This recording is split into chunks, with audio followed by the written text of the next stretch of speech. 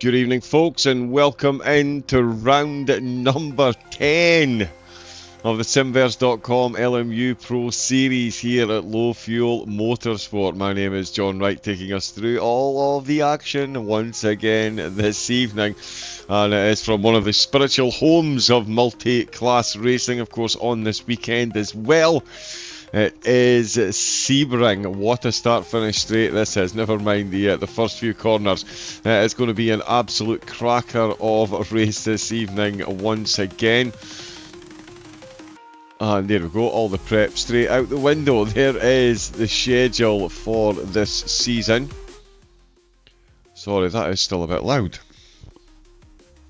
My apologies. Fuji, Spa, Paul Ricard, Portimao, Imola, Circuit of the Americas, Bahrain, Monza, joining Silverstone last week in the rearview mirror. We've got Interlagos and Le Mans still remaining. It's a 100-minute race for the drivers to navigate with times to tyre wear, so they're going to have to be absolutely on the ball. Looking at the track temperature, yeah, it's about 26 degrees, so yeah, getting off the hook ever so slightly. The drivers, of course, in each class looking at €500 from Monza, 750 from Next Level for second, and first place €1,250 from Thrustmaster to spend at the Simverse website. Last time out it was Silverstone. And it was Justin Stubenrauch making a debut and taking the top spot quite handsomely as well. Siebel and Gielhood joining him on the podium just ahead of Grunwald and R10. Pre-race championship leader Michi Hoyer in sixth, Party Deschamps Bischoff all inside the top 10. In the GT3s, it was Clemens Keusel that took the top spot ahead of Besser. Naskidasvili finishing on the podium ahead of Nicholas Hoban. Joseph Keufel finishing ahead of Wendell and Sasha Wassner in 7th. Max Florence in 8th. Rancano and Louis Barto rounding out the top 10. Schneckenberger finishing just outside the top 10. So what has that done to the standings? Well, in the GT3s, it is still Nicholas Hoban in the lead. No drop rounds have been taken into consideration at the moment, and it's a 400-point lead, 460-point lead for Hoban over Keufel and Rancano. Naskidasvili breaching the 7,500-point mark as well. Just under that is Clemens Keusel. Bear with me one moment. So Clemens, sorry. On the 742. He's 600 ahead of Louis Barto, who's quite close to Melchart, so still a close battle there with Wendell, Fritz and Manuel Fuchs all in the top 10 in the GT3s. And in the hypercars, is Arda Erkan that is still leading the championship, but it is a slimmer lead this week, and it's Sven Gielhood who's in second place. Alex Siebel currently running in third, with a good gap over Tim Flagg, who's had a couple of ups and downs this season, but still running in fourth overall. Micah Batouche in fifth. Marco Bischoff for Team Nitro in sixth place. Sasha Wittig in seventh. Patrick Bachmeier in the top 10 ahead of Ake Ranyo, goodness me, and Yannis Cormier rounding out the top 10 in the hypercars. Just outside Merak Party with a good result last week. He's running in 11th place. The drivers, look at that, it's absolutely perfect timing. The drivers are indeed just coming out for qualifying. Let's see if I can actually gain control of this.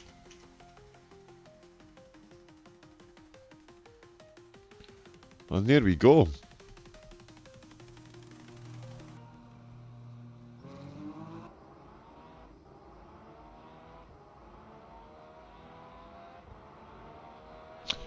So it is going to be lone qualifying for the drivers again. Let's just adjust the audio ever so slightly. So yeah, lone qualifying for the drivers, so they won't see anyone else out there. And yeah, more importantly, there won't be any slipstream advantage for them, so it will be a straight shot for all the drivers. Slightly diminished field this evening. Only got 11 in the hypercar. Still got a solid 18 in the GT3s. George Barr is back. He is still in the pits. There's Moritz Friedrich.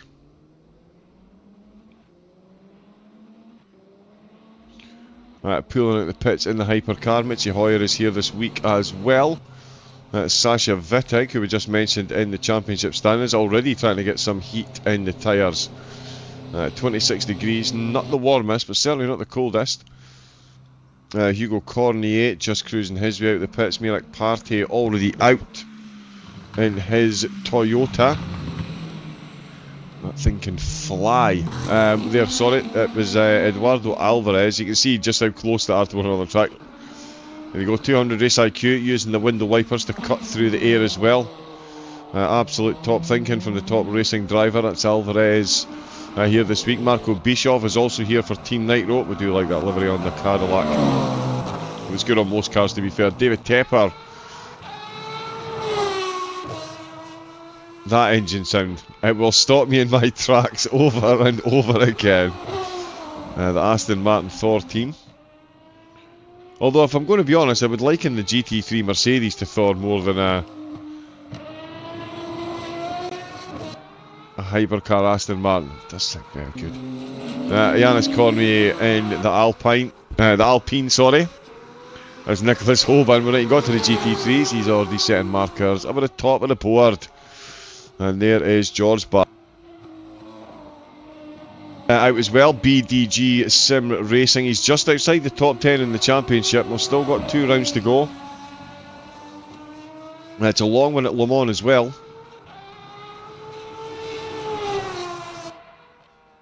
Another very nice sounding car in the GT3s tonight, of course. Nicholas Hoban out in the Lambo, as you would expect. David Nascadasvili is out in his Mercedes.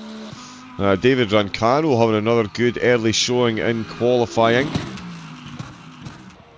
Joseph Koifel, his Porsche back out. There's Corbinian Wendell also. Another Porsche driver. We'll see how they got on around here actually. Through the twisty stuff, could be quite good. Karl Nietert, another Porsche. They're all settling in around 5th, 6th, 7th position. Marin Besser. A couple of long straights for the Lexus to unleash. And there is Michael Bratch actually, just popping into the early top 10s.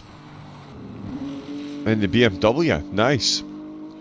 I also got Sasha Fritz, Louis Bartos out, another Lamborghini driver. Absolutely no mistake in that livery. That stands out every place and any place. Adrian Pastrana, his Lexus, just pulling out of the garage. Clemens Kreutzel for Fishing. It's a good looking Ferrari. Gulen is out in the Aston Martin, another good sounding car.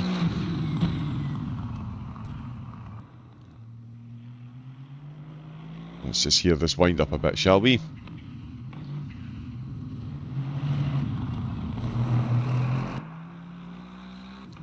Absolutely gratuitous.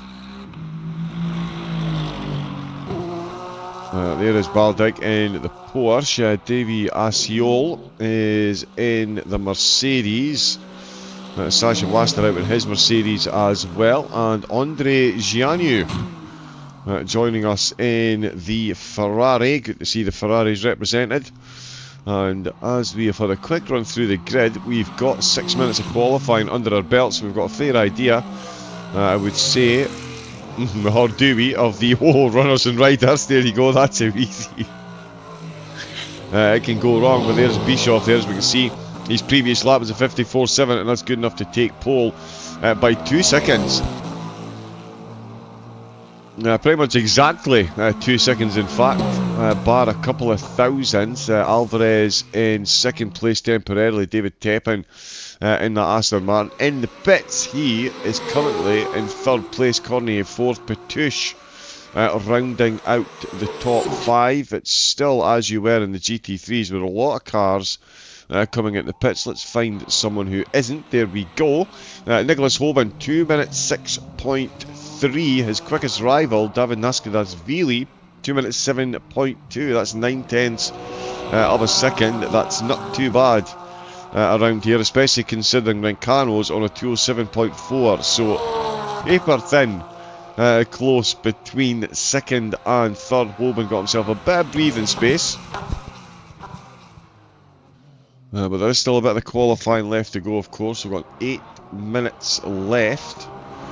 We're watching Neater at the moment. He's just set his fastest lap and he stayed out for another flyer. Let's see if we can't get a bit of a wider shot. There we go. And unfortunately, I believe... Oh no, there we go. We do have a track map. Excellent.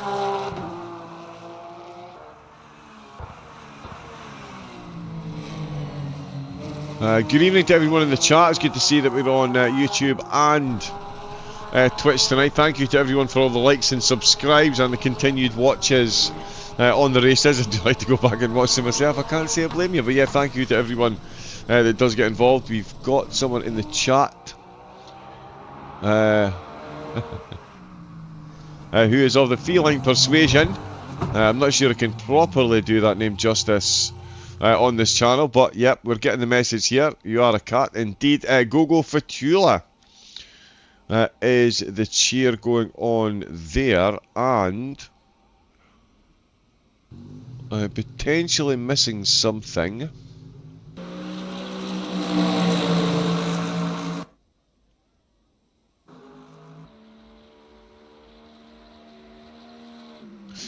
Okay, I don't see anyone called... Is that a nickname for them, or is... yeah, I don't see anyone on the tower. I'm double checking. I don't see anything. Or I don't see anyone, sorry, with that name. But yeah, if there is someone that you're cheering on, let us know. Happy to give them some camera time. We've got 6 minutes left to go. We've got 2 rounds to go. After this one, the big Le Mans, oh, that's going to be a fun race. 140 minutes. The drivers are going to be plying their trade around there, and it's going to be some, yeah, I believe it's what, an 8 or 12 hour multiplier on the time? 8 hour multiplier on the time, so it'll effectively be 24 hours that the drivers are out there. That's a lot of tyre wear to deal with. Whoa, and that is warm tyres on. Oh, wow. Joseph Coyfall, he's been watching a bit of Fast and the Furious before he's taken to the track this evening. Perhaps not the best. Not the best plan, although 55% chance of precipitation, and that was a blue band on the side of his tyres. And yeah, right, okay, so I've completely missed this. The reason they're using the window wipers is because it is indeed raining, and we do have a wet track. My apologies, I've completely missed that. I'll have to give the graphics card a bit of a shake. So yeah, it is wet, and everyone's now out on wet tyres. Bischoff is in the garage, Tepper's in the garage, so yeah, the track's not going to get any quicker, so the drivers at the moment look like they're just getting some tyre data in.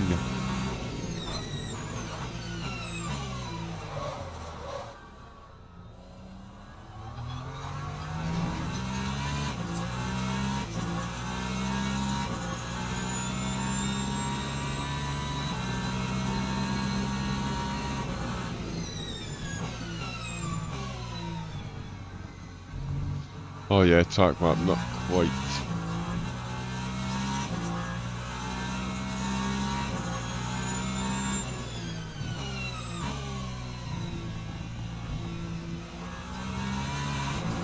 So yeah, it's now a bit of a dead rubber, as they would say in rugby. I really can't see anyone improving.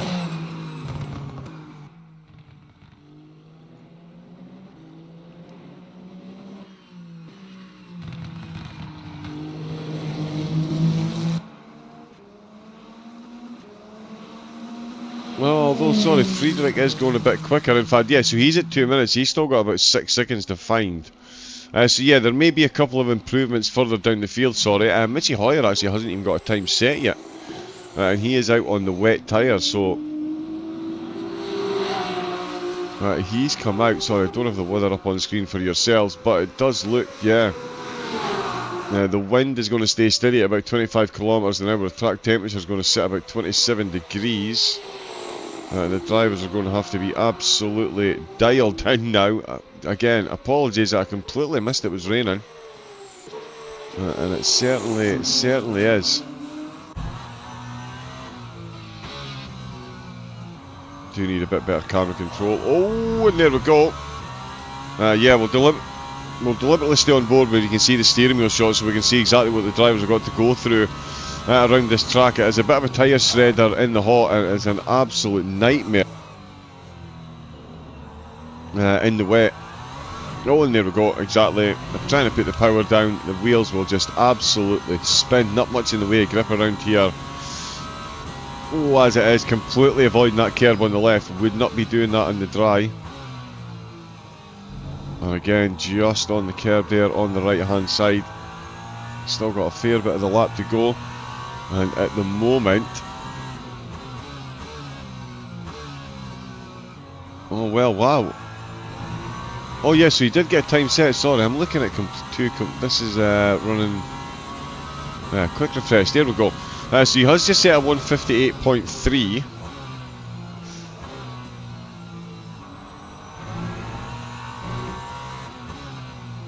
And he's actually looking very good, so whatever I was talking about the times not improving, I could have been talking completely out of a hole in the head by the look of it. Hoyer managed to go quickest in Sector 1. Oh. Oh, there we go. Bouncing around the giant paving stones, back into the wall section, and across the line we go.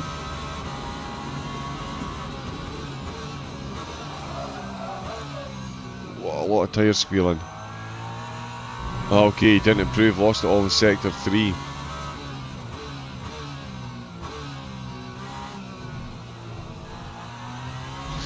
Yeah, so, oh, there we go, bouncing off the curbs. Everyone else is in the pits now. We've only got a minute and a half left. As we've been watching Hoyer, Bischoff is still on the top spot with that 54.7. Hoyer with that slide, I think that takes him out of contention now for the top spot. Batush has pulled over. Mirak Partey having a decent lap, in fact.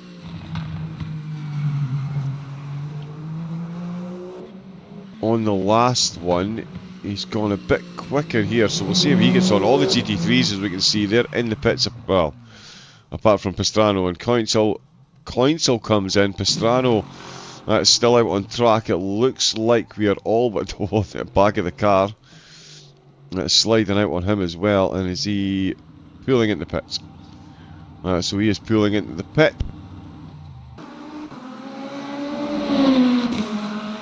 It's now Sasha Wittig in the BMW hypercar, last car out on track. Sorry, Midgie Hoyer is still out on track. No, he's not, he's pulling into the pits as well. So it is just Wittig. And he doesn't have many corners to go. He's a bit adrift of the rest of the field. We'll see if he has. He's gone full green on this lap.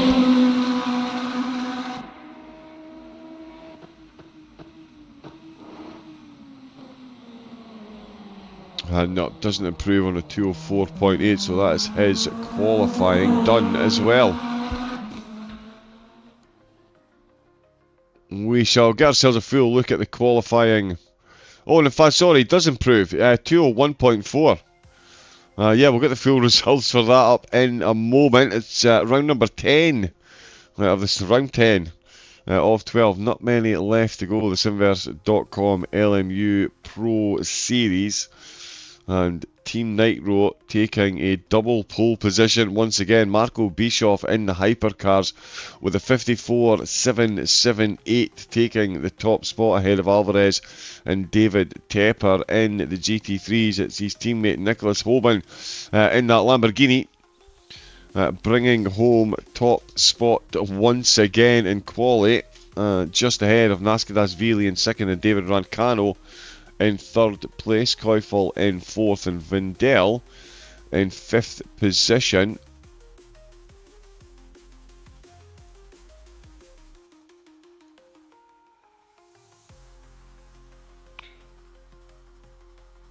And yeah, there we go. Confirmation on screen of those qualifying results.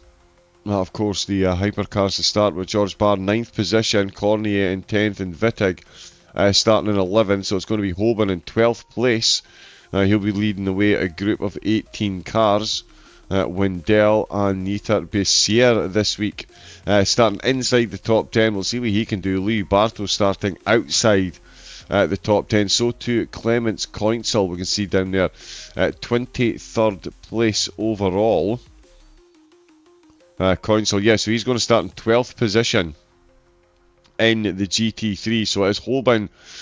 So, the full running order for the Hypers, Bischoff, Alvarez, Tepper, Cornier, Hoyer in 5th, Petush in 6th, it's Partey and Friedrich in 7th and 8th, George Barr in 9th, Hugo Cornier in 10th, and Sasha Wittig starting in 11th position. And in the GT3s, it's Hoban leading the way with Ascadasvili in 2nd, Rancano in 3rd, Koifel in 4th, ahead of Wendell and Neitert, Bessier and Brach on row number 4, ahead of Fritz and Barto on row number 5. Pastrano and Coinsel 11th and 12th. Sasha Wassner down in 13th place. Gulen in 14th. Fabian Baldig in 15th position. 16th is Andre Gianu.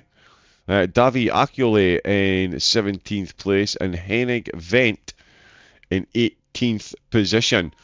The cars are off and rolling. And there we can see, so 100 minutes, 2 times tyre wear. High chance of rain, slightly higher track temperatures for the drivers to start off than it was in qualifying.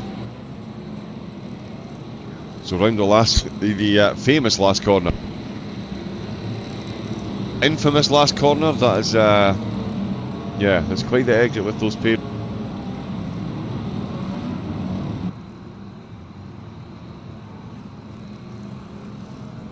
So yeah, a tyre shredder and a suspension tester ahead of the drivers.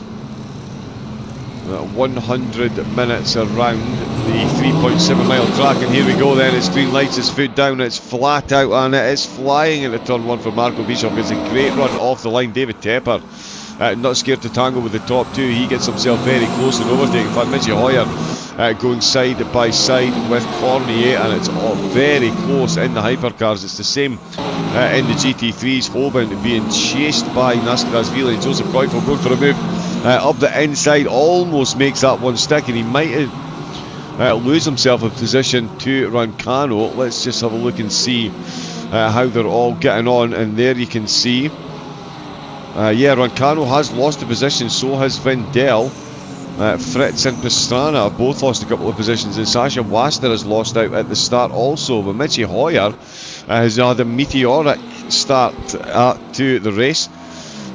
He's popped up a request for a pit stop. Oh, and yellow flag. We've had a bit of an incident, and that's down at the back of the GT3. Sasha Fritz and Adrian Pastrano, I think, getting caught up there. Pastrano might just find his way coming through on that one. Acciole picking up a drive-through penalty. I'll check the penalty sheet on that one in a second, but he's not going to quell his enthusiasm. That's an overtake attempt done and dusted. Gets the Ferrari absolutely sent through. Sorry, it's Gianu sending on Acciole and getting the job done. So Acciole really losing a lot of pace there. I think he's carrying a bit of damage as well. Absolutely not helping his cause up at the front. Marco Bischoff doing everything he can. Look at the gap that he's got, 0.7 of a second over Alvarez. Mitchie Hoyer, as you can see, up 2 spots on where he started.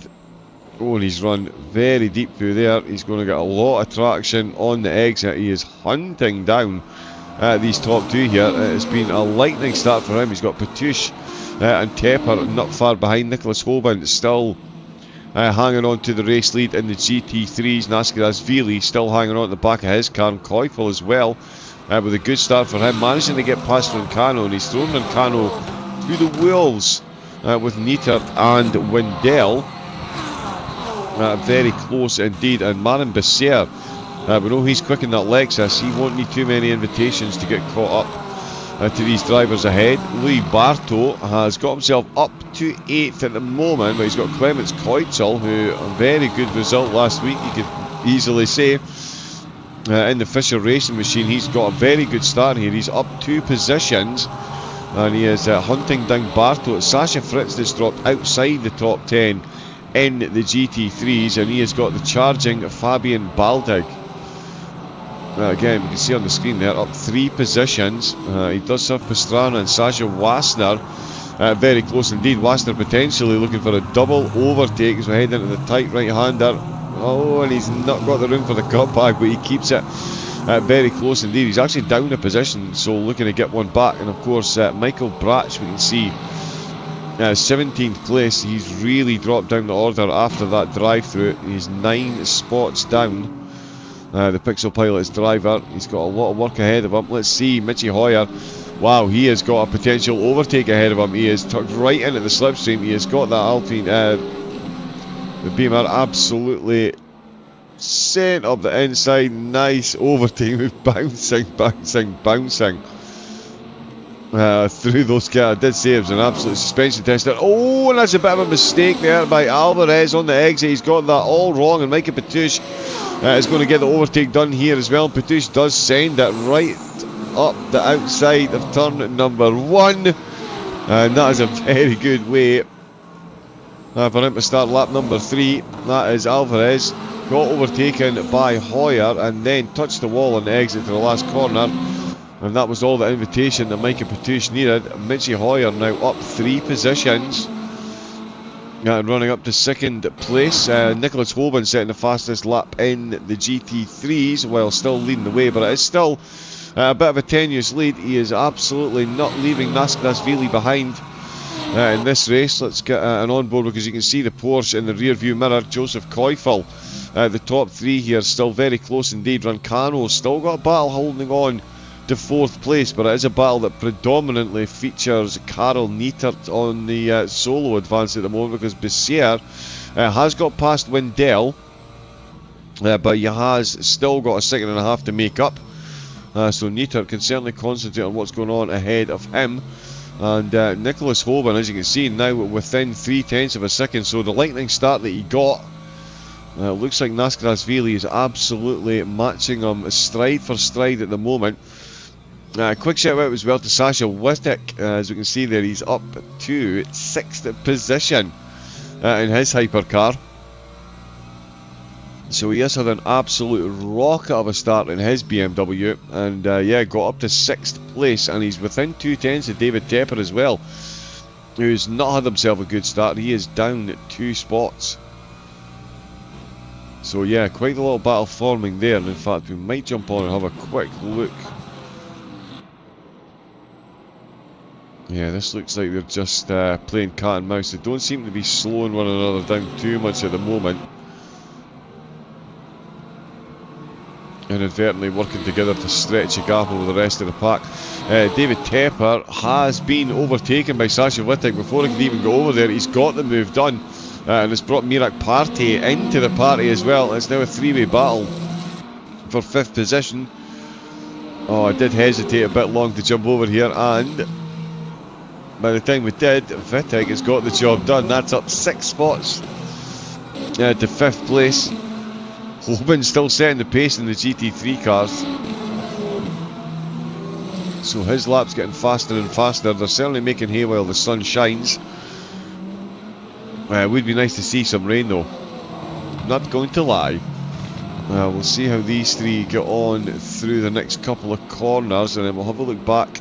In fact, Karel Nietert on Rancano. It's Lambo versus Porsche here. Rancano looking to stem the slide. He's dropped off the podium thanks to Joseph Koifel. He's now got Karel Nietert looking to eject him 1 further position down the field.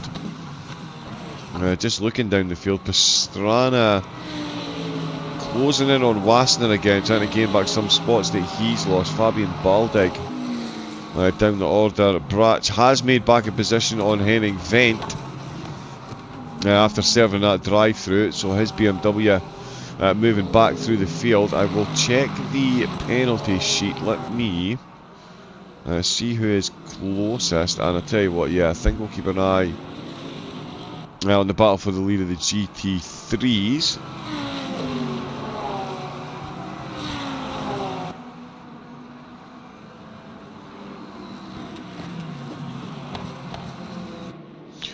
Yes, so Ioannis Cornier has been given a 5-second penalty. Cornier, sorry, for making contact with Moritz Friedrich up in the hypercar, so that'll be 5 seconds added on to his time. And in fact, Cornier at the moment looks like he's trying to get past Hugo. It's Toyota versus Alpine. Ioannis, as we can see, down 7 positions. So he had a rough start to the race, and he's got a 5-second penalty as well. Meaning the drive-through that we saw earlier wasn't from the external stewards, that was something to do with the in-game stewards. So it must have been a fairly egregious breaching of the track limits. We're going to have to stay with the battle for the lead in the GT3s. It is still Marco Bischoff who is leading the way. Apologies, very clunky camera control, but there we go. We'll get a rear spoiler look, and in fact, sorry, that's Marco Bischoff that we're on board with. My apologies, it's Nicholas Hoban that we should be looking for. That is the GT3 lead. That was the hypercar lead. Bischoff over Hoyer. The lap times very similar. Hoyer though 3/10 quicker on that last lap than Bischoff, and he is keeping that gap down well below 2 seconds. So that could well be a battle we see before the pit stop. That would be something else. And yeah, we've seen the tyres and the cars. The various cars have varied stints is what I think we can safely say. There's no way it's a game of two halves in these cars around these tracks. It's more two games of two halves. Yeah, two games of two halves. The start of your stint and the end of your stint, and it's amazing the difference in the tyre wear and how the cars act when they've got less fuel in them as well. We've seen huge variations at various stages, and it does look like Hoyer has got his car absolutely dialed in. And in fact, yeah, we'll get a quick look at the tyres, because again over the season we've seen a big variation in what the drivers are actually putting on over the race. And again, a big variation there. Petushko on one hard tyre on the front left, along with Alvarez. Cornier, both Corniers joining them on that. We've got 2 runners on full hards, 4 on full mediums. Hoyer and Bischoff both on the full mediums. Wittig on the full mediums, and he's overtaken Tepper and Partey, who are on the hard, so they are going for longer stints, I would say. And unsurprisingly, we've got all of the GT3 cars running on, where has that gone? There we go. Running on the full mediums. Oh, now this one is looking a bit closer to Koifel and Naskadashvili than it is to Hoban. What else was it I was looking at there? Oh yes, virtual energy, what we're talking, 78% left. 12 minutes in, so yeah, they're definitely going to need a fairly sizable top up. Definitely going to need a new set of tyres. The 2 Corniers are still battling. Oh, and he's spinning. Oh, and that is a big contact with the wall. And he's going to have to give it the full Austin Powers 37-point turn to get the car going again. Thankfully, no one nearby, so he is free to do so as expeditiously as possible. But that is Ioannis with a 5-second penalty. Oh, and he's binned it again, trying to get the car going. Something hugely wrong inside the car. He's unable to drive it.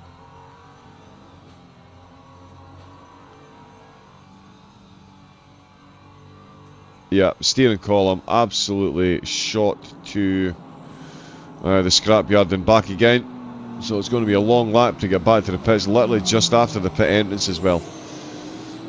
Not to the place you want to do. Not the place you want to do it on a near 4 mile track. That's a long way to go to get that thing repaired again. Does LFM have a different bop than the base game? Now that is a very good question. of which I do not know. I think on LMU, I should know that actually, my apologies for not. I believe it is in-game bot. So it's just in-game with, it doesn't actually say on the information page, yeah, in-game with open setups. So the drivers can set their cars up.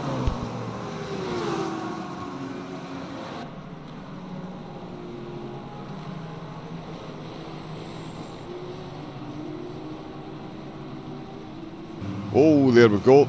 Ferrari off track there. I did mention about the difference in the stints, and I tell you what, Mitchie Hoyer's stint has gone from strength to strength. He's now within 0.8 of a second of the lead. This could be an absolutely incredible battle we are about to be 3-2 here. I tell you what, these two can absolutely drive the wheels off these things. And this is going to be a fun one, and they're catching up to the traffic as well. They're deep into the traffic now. A couple of GT3s find their way off track. We're going to find their way on board. There we go, perfect. With Hoyer, and see how this one plays out between himself and Marco Bischoff. That gap was considerable, comparatively speaking. Oh, and he's really used the track there. Very nice indeed, that gap. As you can see now, down to half a second. Koifel and Naskadasvili within half a second. And Nieter and Rancano. They two are having an absolutely incredible battle. If either of those two are streaming their POV, it would definitely be worth a watch, that's for sure. 4/10 apart there. Let's see what Hoyer can do over this lap to continue to close the gap. Is he going to be able to force a mistake out of Bischoff? It's certainly not something I would hold my breath waiting on. These drivers mostly are fairly human, but some of these boys over the top, they really are as calm as a coma behind the wheel. And yeah, almost robotic the way they take these laps. Although doing that with traffic, it's certainly not robotic. That is absolutely on the ball. And Bischoff, despite having to take a shallower line through the last corner, did not skip a beat. Keeps the gap at half a second as we catch up on the Lamborghini. I think that's Gulen. Oh no.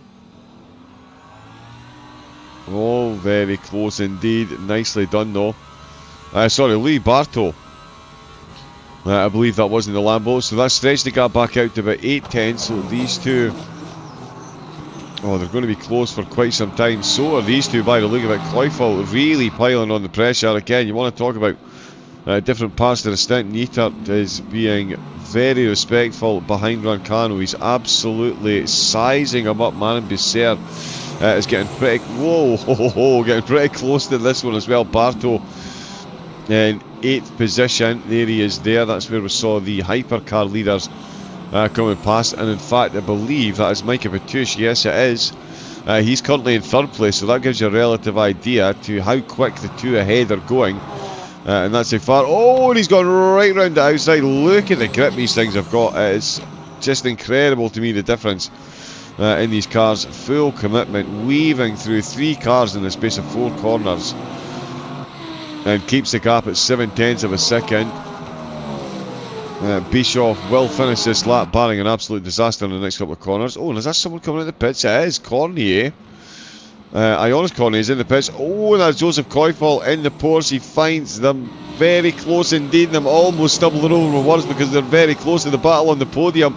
It's podium v podium. It's Team Nitro side by side. Now that is one for their PR team to get a shot of, that's for sure. And oh, what's going on there? Oh, that's a lapped car that's just come out of the pits. So that's a lapped car that's just come out of the pits. Friedrich, I believe that was, just getting himself out of the way, and that lends itself well to the battle that we have been waiting to see. Another Team Nitro car has passed. That's of course Nicholas Holben leading the way in the GT3 cars. Oh yeah, these two are absolutely putting it on at the front.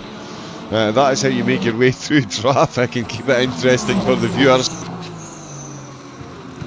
Love to see heart rate monitors on these drivers when they're taking part in these things. Half a second now separate them. We are getting close to 20 minutes in. Of course, they've got carte blanche what they're going to do as far as their pit stops. Going to be about a 55% chance of rain through it as well. Oh, Ionis Cornier, quick look down the field. He's picked up a stop go penalty. He has violated the pit lane speed and he's going to find himself with another trip in after already being in for a drive. Sorry, he's got a 5-second penalty as well. He's not been in for a drive-through.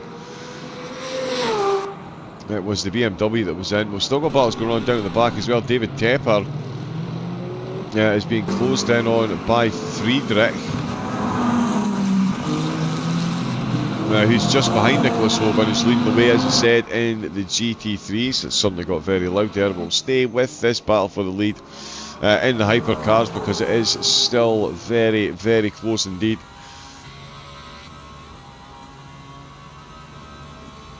Safe to say Hoyer has been the most impressive driver in the hypercars in the opening stint. He's made up those 3 places from qualifying. So, a decent time considering it was wet in qualifying. Left it late in the session to get that time set, to get from 5th up to 2nd.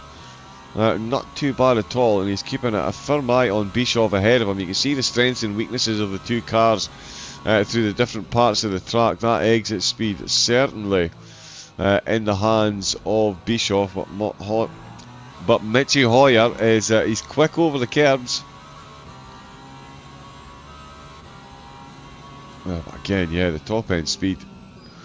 Bischoff just pulling away. It's still close as well with Nascadasvili and Koifel. So this is for another 2 podium positions. This is the GT3s. All the while Hoban is taking off up the road. He's got more hypercars coming through, but he's now got a 3-second gap to Koifel and Nascadasvili. So unlike Bischoff and Hoyer, these 2 maybe holding themselves up ever so slightly, and I say that because Petush is now 7 seconds down. The SimRC driver, he's absolutely driving the wheels off that thing at the minute, as we can see there, full commitment, and he's still 7 seconds down on these 2 who are right on top of one another. Coming into the final corner, this is going to be an interesting one here. He's not quite close enough this time around. He is definitely getting closer though. That's 0.2 of a second out of the last corner, and this is going to be a close one over this lap. Hoyer just needs to keep it dialed in. Bischoff quickly moving over to the right, trying to get rid of any slipstream advantage he's given out as quickly as possible. It does seem to be of very little avail though, because Hoyer keeps it within that 4:10, so Bischoff needs another very, very, very quick lap. 148.0 for Bischoff, 147.9 for Hoyer. Ridiculously close, and both of them setting a 147.9 as their fastest lap. It's 47.984 for Bischoff and a 989 for Hoyer. 5 thousandths of a second separate the fastest lap of these 2 up at the front. Tell you they're not as closely matched as you can imagine, although you would say in race trim it does seem that Hoyer, he must be the more consistent at the moment, because he has managed to close up a very big gap. And so Bischoff does hold that faster lap by 5 thousandths of a second, but if you're looking at analysis, I would say it's got to be Hoyer who has been the more consistent. Again, he's managed to close the gap from about 7. I mean, he's closed up from 5th place. So he is absolutely one with the car. We'll see what he can do for the rest of this stint. There is, of course, the inevitable pit stop that we will see at some point in the race. I was working with Jared Cole earlier, and he is very much in the same thinking that I am in these races. Try and run the car as light as possible for as long as possible. Keep the average weight down, thereby theoretically keeping the lap times down. As Bischoff goes for another 47.9, this time a 3.8, so he's taken 500ths off of his time. So he's now 5500ths quicker than Hoyer over one lap, and it's actually closer to a second there. Bessier, I did mention him. Oh, and Koifel has got past Nascadasvili. So while we're watching the battle up at the front of the hypercars, There's been a switch in the podium in the GT3s. It's Joseph Koifel in the Porsche. Has managed to get his way past Naskadashvili, and Neitert is now under increasing pressure from Bieser. He's got David Tepper just coming past in his hypercar, and that is... Oh no, it's David Rancano, sorry, yes, it's David Rancano, who is down in other positions as well, actually. He's down to 6th place. So yeah, he's doing a bit better in qualifying. There's been a bit of swings and roundabouts. He doesn't do well in quali, does well in the race, and seems to be vice versa at the moment. Still a long way to go though, that is for sure. Still 1 hour, 100? It's still 76 minutes, 1 hour 16 minutes left to go of round number 10. Hoyer back to within 4/10 of a second, as you would expect, and Bieser within 4/10 as well. He got to within 2/10 the last time around the final corner. Let's see what he does this time.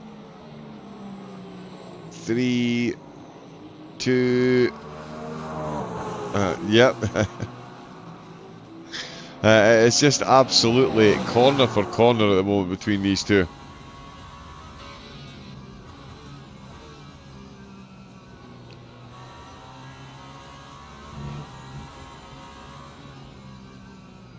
Yeah, we'll jump on there and watch these two up at the top. Bieser, I'll keep an eye on that. I don't want to miss an overtake there if there potentially is one. The rest of the field currently spreading out. Bischoff and Hoyer, the closest two drivers on track, although just as I'm saying that, Naskadashvili is being closed in on by Neitert. But certainly in the hypercars, Bischoff, Hoyer leading the way with Petush in 3rd place. Eduardo Alvarez down 2 to 4th position with Sasha Wittek in his BMW up 6 places. He's got himself up to 5th. Mirak Party in 6th position. He is very close to Wittek, just as Hoyer is very close to Bischoff there. They've got this Mercedes to make their way around, and it could be enough. No, not quite. I was going to say could be enough to see Hoyer make his way past there, or at least try and force a side-by-side. Doesn't manage to do so. Back to the running order. Yeah, Wittek and Partey still battling for 5th position, but that is the order they're in at the moment. George Barr, another advancing driver, he's up to 7th place with Hugo Cornier in 8th. David Tepper down 6 in the opening 26 minutes to 9th. Friedrich and Ionis Cornier in 11th position. And in the GT3s, it's Hoban, Koifel and Naskadashvili, the top 3. Neitert now 1.7 seconds down on 4th place, with Bieser and Rancano 5th and 6th, although Rancano has suddenly been brought right back into this battle, so I'm not sure what's going on there, but we can see on board from his Lamborghini, he is right on the back of Bieser, who is hunting Neitert. So yeah, Rancano in 6th, looking to regain some spots. Wendell in 7th, Barto in 8th, Coinsel and Wassner rounding out the top 10. Coinsel, Wassner and Gullain in 11th, all advancing those 3 spots. Pastrana in 12th, Jianu up 2 to 13th, Fritz and Brach 14th and 15th, Brach down 7 spots. So it's been a tough race for him. Baldig, Asiol and Vent running down at the back of the field. In fact, Vent is a retirement. So we are down. Oh, let me tell you what, we're side by side. These two are absolutely not down. Has he finally found the chink in the armour? Mitchie Hoyer positions the car up the inside. He just gets enough to get the inside line on the right-hander, but back out to the left, and it is back out into the lead for Marco Bischoff. He's almost lost the top spot. Hoyer, he is absolutely knocking on that rear door now, though. He's had enough of being the chaser. He's done being the hunter. He fancies a shot being the hunt, and I tell you what, Bischoff is going to have to put on an absolute masterclass to hold him off. Hoyer firmly got the bit between his teeth. What, we're 14 laps into this, and we're coming on to the final straight, or the penultimate straight. Oh, and he's not quite got it done, and he's actually a bit further back this time, and there's cars as well. Oh, Ferrari right on the apex. And he is going to go around the outside. Very nicely done. And that gap up to a second, so Hoyer there absolutely knocking on that rear door, but could not find the way past. Bischoff absolutely stoic up at the front of the field, and the two of them will continue to battle on as they once again make their way through the GT3 field. Oh, and Ionis Cornier has been disqualified.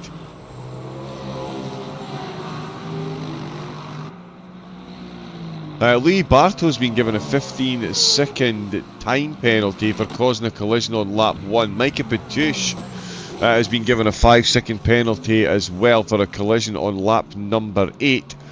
And Ionis Cornier for a contact with David Nascadasvili, so that was under blue flag. He got a 5-second time penalty, but it looks like he hasn't served, or he's had another breach of the in-game rules. I'll actually wait and see, it might pop up.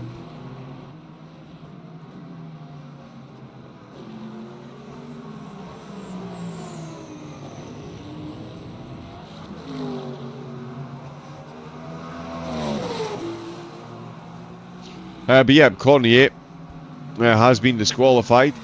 Well, we've got 3 tenths between the top two, as you would expect. We've still got 3 tenths separating 2 cars in the GT3s. It is Marin Bisser still running behind Karel Nieter. These two 4th and 5th at the minute, and can still just about see the podium ahead of them. As they do go side by side, bit of door banging on the straight, trying to squeeze one another as much as possible. Bisser trying to nerf the pace of Nieter in the Porsche. He's just about managed to do so, although the Porsche through the twisty stuff absolutely supreme. But yeah, Bisser there very much trying to keep Nieter on the as close to that apex and close to that inside line as possible, so that Nieter would have to brake more to be able to get the car slowed more to get it turned. It didn't quite work in his favour there. Nieter more than standing his ground. That might even be one the stewards look at, and because all it's done as well is brought David Rancano back into it.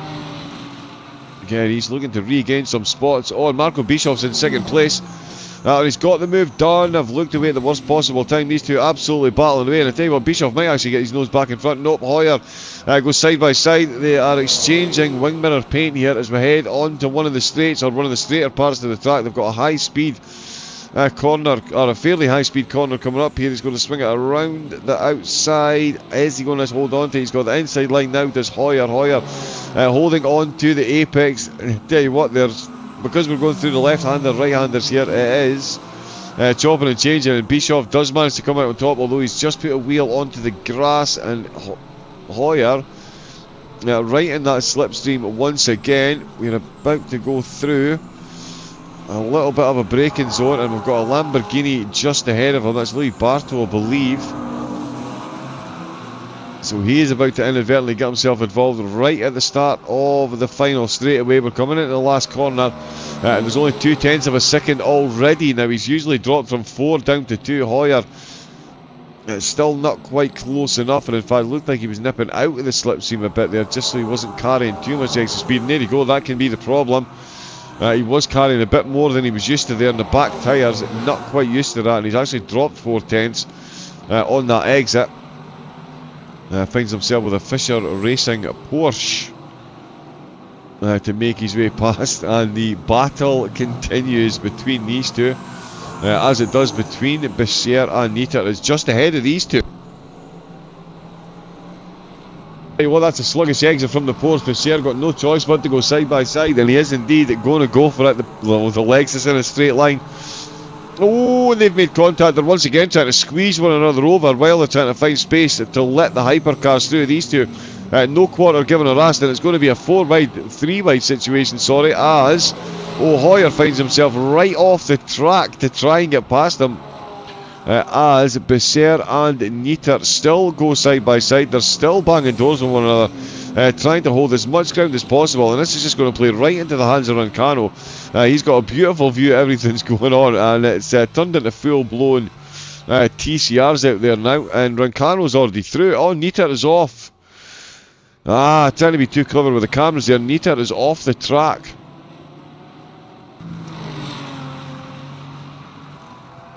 Yeah, Nieter, in fact, he's just disappeared. So that's Bisser and Rancano. Wendell got past Bartow, goes past as well. But yeah, there was a lot of door banging going on there, so could be a one that will get looked at by the stewards, and we will see. But it has put David Rancano back up a spot and given Man Besser 4th position.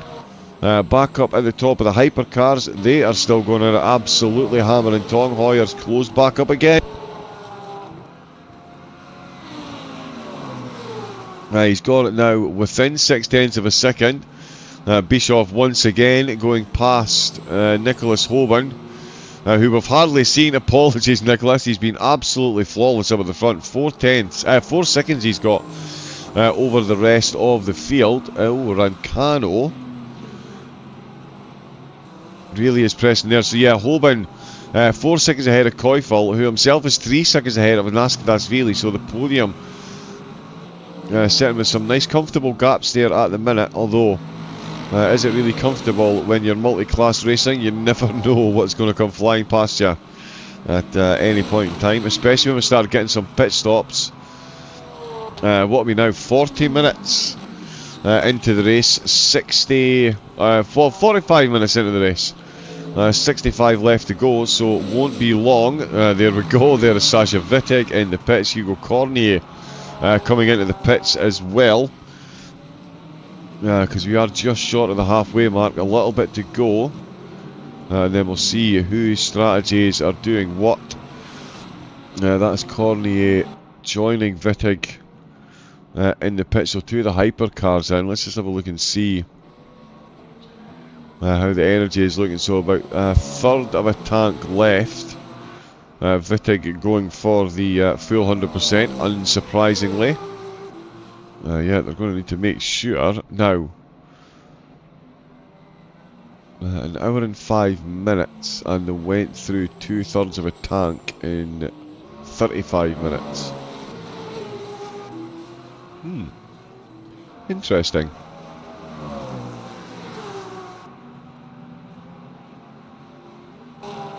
Yeah, so some 2-stoppers. Party's on hard tyres.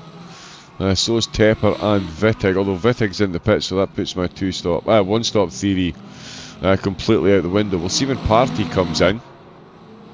Bischoff now got a 1 second gap over Hoyer, so that one is spread out as well. Petush, and again, just to show you the pace that Hoyer and Bischoff have got up at the front, they've been battling away lap after lap after lap. Petush still at 16 seconds down, and he is no slouch around there either, as you can see.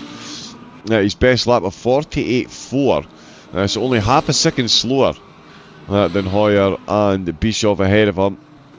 But they are absolutely flying up there at the front. Mirak Party.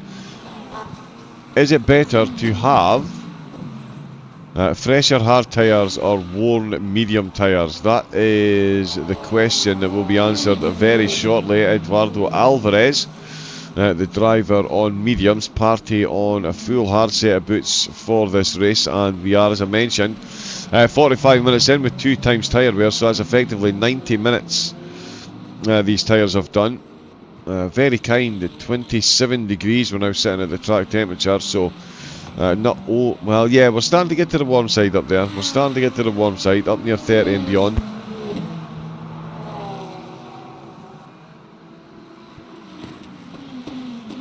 So the mediums may well be feeling it a bit. Certainly both of the front runners in the hypercar class, both running full mediums. And a bit of a mix down through the rest of the field. Let's see if Party can indeed keep up with Alvarez. Alvarez getting a very good exit and says no thank you very much.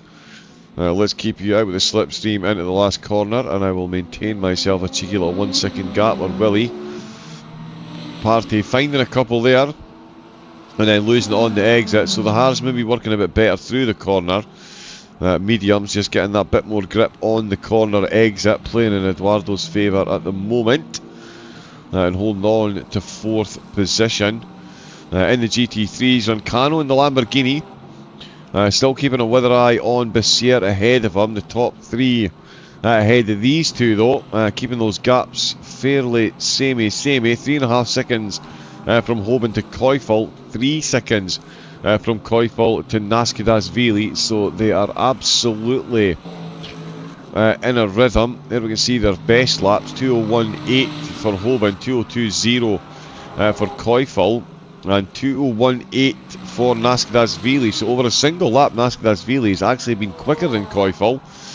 Just goes to show what consistency can do for you. There is the laps they've just run. In fact, Hoban taking the foot off the gas ever so slightly, 2:03.0. 2:02.7 and 2:02.7 for Naskadashvili and Koifel. So yeah, they are absolutely matching for pace. Maybe managing the gaps a little bit, just keeping it between the mayo and the mustard, and see what falls. As I say, tyre wear and pit stop still to come. Absolutely anything that can happen. We've already seen a driver get a stop-go penalty for speeding in the pit lane. And it is, yeah, surprisingly easy to do. Fabian Baldig, he's trying to catch back up to Michael Bratch, Bratch after that early drive-through. He's on a good comeback. He was down 9 positions. He's back up to 14th place from 17th.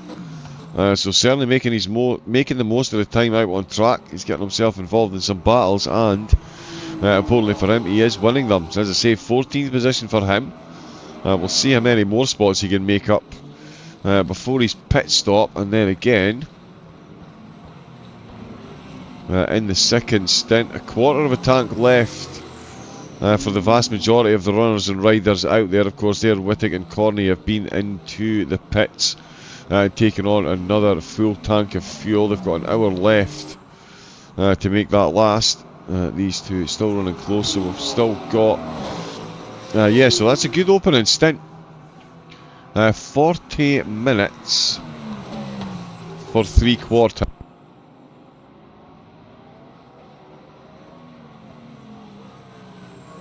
So yeah, they'll do an hour out of 100%, no problem at all. So yeah, they can effectively stay out, run the tank as dry as possible, and then not even have to take on that much fuel.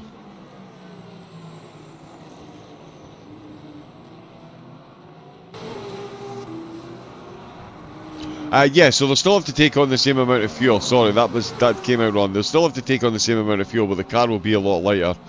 Of course, when they do, they still need the same amount of fuel to get to the end of the race. It's the weight of the car that I was thinking of there. Apologies for misdelivering that. Bischoff is certainly delivering up at the front. Every part of his racecraft has been tested so far, and he has passed all those tests with flying colours. He took pole position. He has held on to the lead of the race. He's intermingled with the GT3 traffic absolutely perfectly. Has barely skipped a beat, and he's managed to fend off the advances of Mitchy Hoyer, who is still in very close attention. I'd say if you looked at the average gap between these two over the race, it would be absolutely tumbling. Of course, with Hoyer making up those 3 spots, he started a fair bit back and had to work to get his way up there, but he has closed that gap, and he has fastidiously held on to the back of Bischoff at every given opportunity. They get separated by traffic every now and again, but he just hunts him straight back down again. And yeah, 100% sure Bischoff is absolutely loving this battle that he's getting treated to at the moment.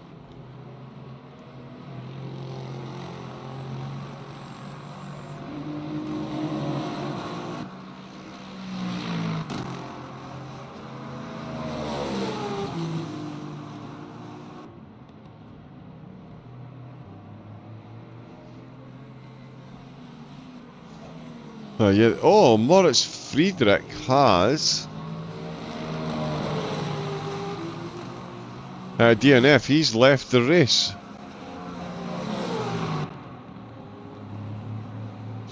Yeah, so we are now missing Friedrich as well from the hypercar. So he's had an issue. Can't actually see.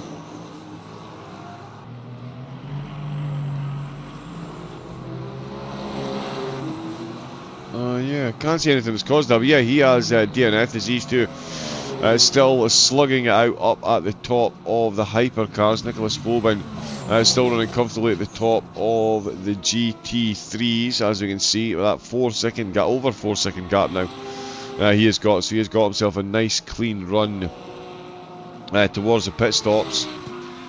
Koifel in second, Naskadashvili in third, and he is losing time to Koifel as well. He's now got the same gap, or there is now the same gap to Koifel as there is between Koifel and Hoban.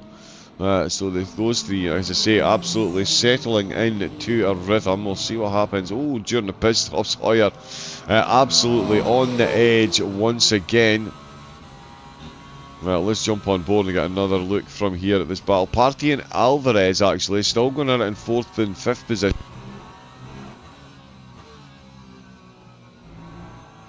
Alvarez trying to gain back some of those early lost spots. And he is fending off Partey for the moment, heading into the last corner. Let's see where Hoyer gets. He has been a lot closer previously. That does take a slightly different line.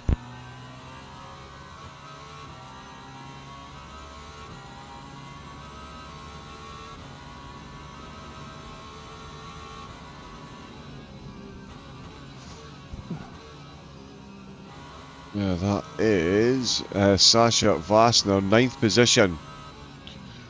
So he's still running up in the top 10. There's Michael Brach requesting a pit stop. Hoyer has had the pit stop marker since the start of the race.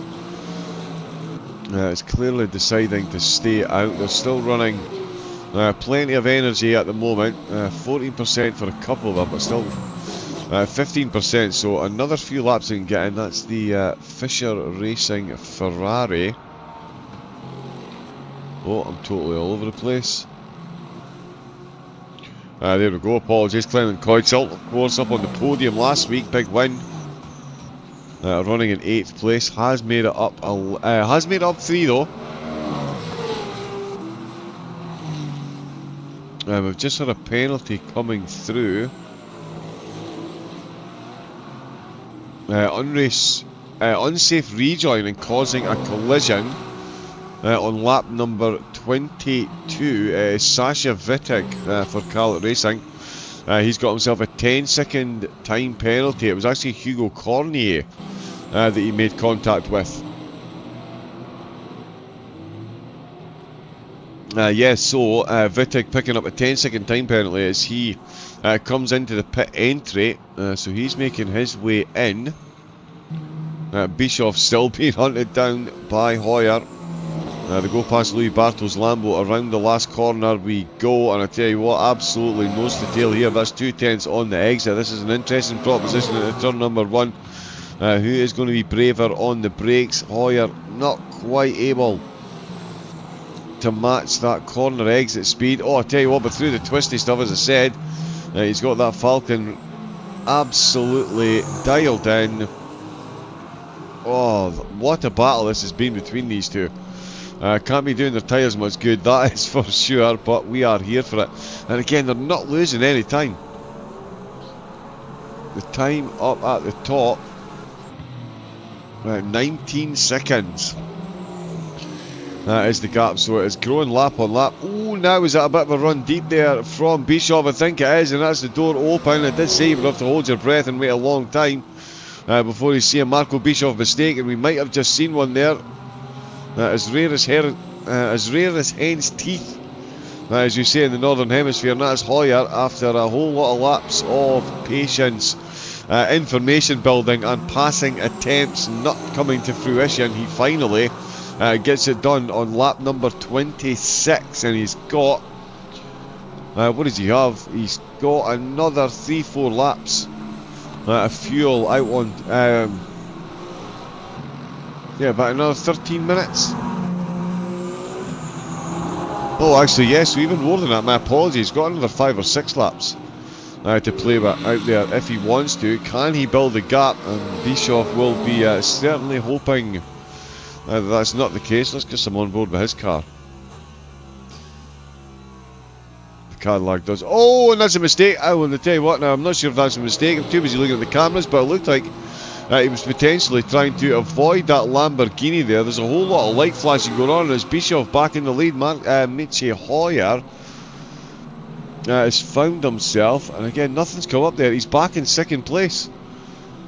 So as quickly, sorry, no, my apologies, it's not as quickly as he got it. It's took him laps and laps and laps to get himself in the lead, and then at the very corner where he's gotten close lap after lap, the very corner where he's got the lead of the race, finally, he ends up running a bit deep. Again, I'm not 100% sure if it was something to do with the Lamborghini that was coming around that corner. I looked over at the timing tower, of course, but he was certainly close by. And the after effect, either way, is Marco Bischoff is back into the lead of the race as they once again make their way through the podium drivers in the GT3 class. And we can see there all the GT3 drivers looking to come into the pits. That's Fritz on his way in. Baldig is already in there, but everyone except Nicholas Holbein looking to come in. We are, what we're now, 50 minutes in. So yeah, we're certainly in the halfway mark. And these two going side by side once again. It's a good run by Hoyer. He's absolutely got the drop on him there. Bischoff is holding on to the line that's got a Porsche on it. Oh, now this is an interesting proposition for the three of them. Joseph Koifel, and they are going to go three wide on the widest part of the track, thank goodness, and they're side by side, nobody getting a slipstream advantage here. We've seen Bischoff in a straight line get it done before, but here comes Mitchy Hoyer. The medium tyres are going to be absolutely melting round this last corner. Millimetres between the two of them as they do make their way through, and it is Hoyer who does make his way past. Vroom, vroom, vroom, vroom, vroom. So professional. Vroom, vroom, Mr. Commentator. Nicely verbalised. They're going to go side by side again into turn number one. It is an absolute tussle for the top spot here, and there is Nicholas Holbein. Is he about to be a kingmaker? He's got his teammate coming up behind him looking to take the lead, or hold on to the lead in the hypercar class. Owen Hoyer, Holbein bouncing off the curbs. He is very quickly out of the way. Mitchy Hoyer having a bit of a skid almost off the curbs. But he does hold on to the lead. Marco Bischoff certainly holding on to the slipstream though. As the head down onto the outer section of sector number 2. Will we see much of a gap? I tell you, well, that's a good corner exit there by Hoyer. 4/10 of a second between these two, and we've got more drivers in the GT3 class coming into the pits. That's Koitzel in with Barto, Pastrana and Gulen both in as well. Andre Gianu coming into the pits to take his pit stop as well. All the hypercars now requesting their pit stop, so it looks like everyone going for a fair 50-50 or just over the 50% mark. We'll see though if anyone does actually come in or stay out, and in fact Bischoff does pull into the pits. So Bischoff is staying in. 3.9% left on the fuel. I'll tell you what, the hypercars have really run their tanks dry here. So too actually Joseph Koipel. 0.8, Naskerazvili 0.8, wow. So yeah, it really does actually. They're locked in, pretty much locked in to a 50-50. If it's taking them 100% of fuel to do 50% of the race, then they're going to need that 100 for the second half. But as they all come in, Koipel has come in as well. Nicholas Holbein, he is coming as well. Mitchy Hoyer, of course, has stayed out. Bischoff is still in the pits, and he's still in second place because everyone behind him is coming as well. So Hoyer looks like he might be the only car that stays out. Let's see, David Tepper. He's got a bit of a way to go to get to the pits, and then George Barr. These two theoretically could stay out for another lap.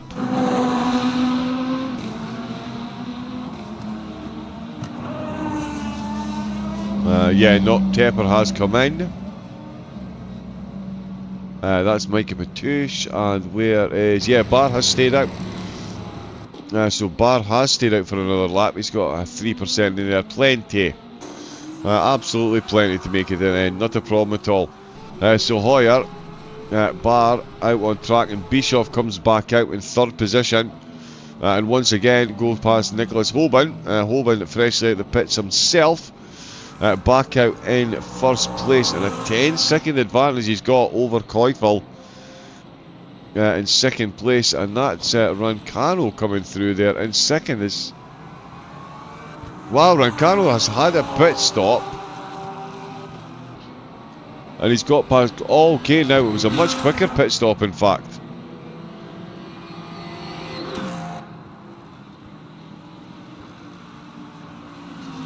Yeah, so that's the difference. Rancano was only in the pits 38 seconds. Koifel 52 seconds.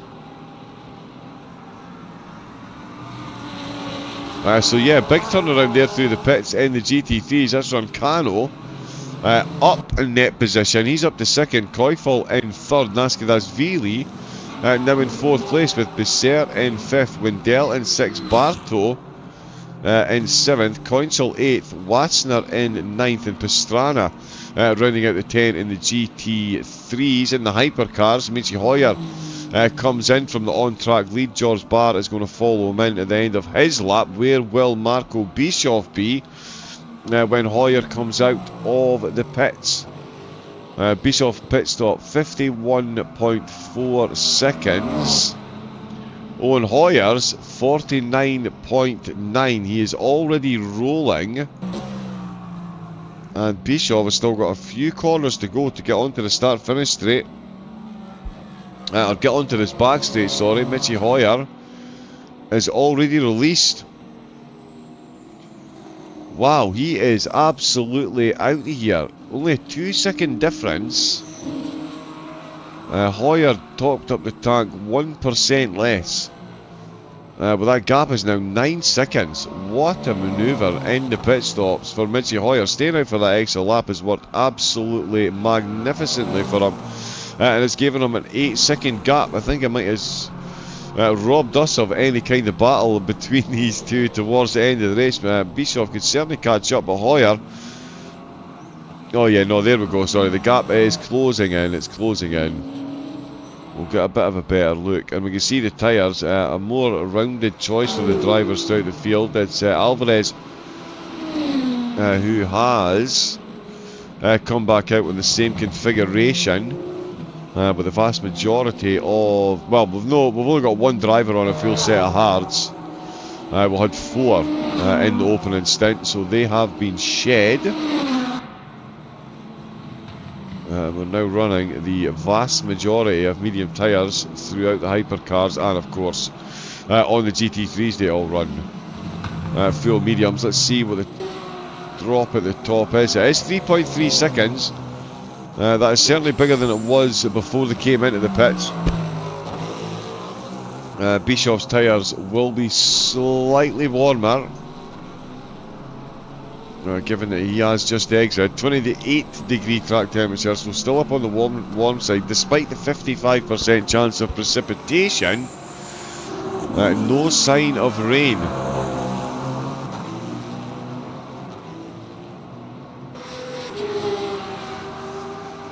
Which is massively unfortunate. I wouldn't mind seeing some before the end of the race. A cheeky little rain shower. Do the running order the world of good. Oh, and that's George Barr just running deep. He's recently out of the pits, and that's David Tepper with a much easier overtake than he was expecting there, I'm sure. Tepper looking to gain back some places after an early drop down the field. And that is George Barr, who has just given him one back there, freshly out of the pits. One of the final hypercar driver to come into the pits, in fact. And he is back out in 7th place ahead of Hugo Cornier and Sasha Wittig. Friedrich and Cornier both out in the hypercars. Nicholas Hoban, he is now 12 seconds ahead of David Rancano in 2nd place. And Joseph Koifel once again finds himself in a battle to take aforementioned 2nd place. It is now David Rancano who is chasing down. A much quicker turnaround in the pits for Rancano has seen him propelled up into 2nd place, but it's really put him under the firm focus of one Joseph Koifel, and they've got a hypercar catching up to them as well. Not the most straightforward the track, and I tell you what, it's almost going to be 3 wide as opposed. Looks to take the inside on the next corner. No, he's not going to be close enough. He switches to where he now will be on the inside. Does he have enough launch and enough bravery on the brakes? He does indeed. He goes later on the brakes. Does he get the car rotated? He keeps it hugged right on that apex and does manage to get the job done. That is Joseph Koifel back up to second position, but don't think for 1 second that Raikkonen is going to give this one up easily. He is looking for a side-by-side himself. Heading into the right-hander as he got the cutback done. I tell you what, he's positioned the car absolutely beautifully there. Koifel is going to have to be absolutely on the ball, and I've got another hypercar catching up just to keep them on their toes. That little bit extra. Oh, the Lambo. Bit keen on the curbs there. Rear left wheel has a bit of a bounce. Through goes the hypercar, and Raikkonen gets straight back to business. Oh yes, so we may have been robbed the battle between Hoyer and Bischoff. Although that's now up to 6 seconds.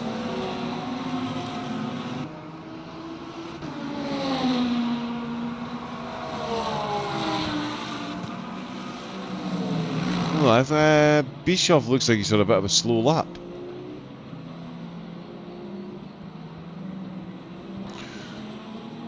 We'll see if there is any reoccurrence of that. That's, yeah, a 6.97 second gap. And it is growing. The gap here is growing ever so slightly. Marin Bisser finds himself back in 5th position and looking at 4th, but it is indeed this time David Nascadashvili. So Mercedes versus Lexus. For 4th position in the closing stages is on the car. I mean, say closing stages, we're only 10 minutes past the halfway mark. Still got 40 minutes of racing to go, and we've seen how the end of the first stint went with the tyre wears on the cars. The GT3s ran them pretty well. The hypercars, we definitely saw a bit of a difference there, so we'll see if that does indeed aid Bischoff later on in the stint, because at the moment he is losing time absolutely hand over fist. Oh, and that is that damage on the front of the car, or just not fully rendered paint? I think he is carrying a bit of damage. Let's see. His last lap was a 1 minute 54. Well, 1 minute 50, I mean, that's still... Yeah, no, it is a bit slow actually, isn't it? My apologies, it is. Yeah, 2.5 seconds off the pace.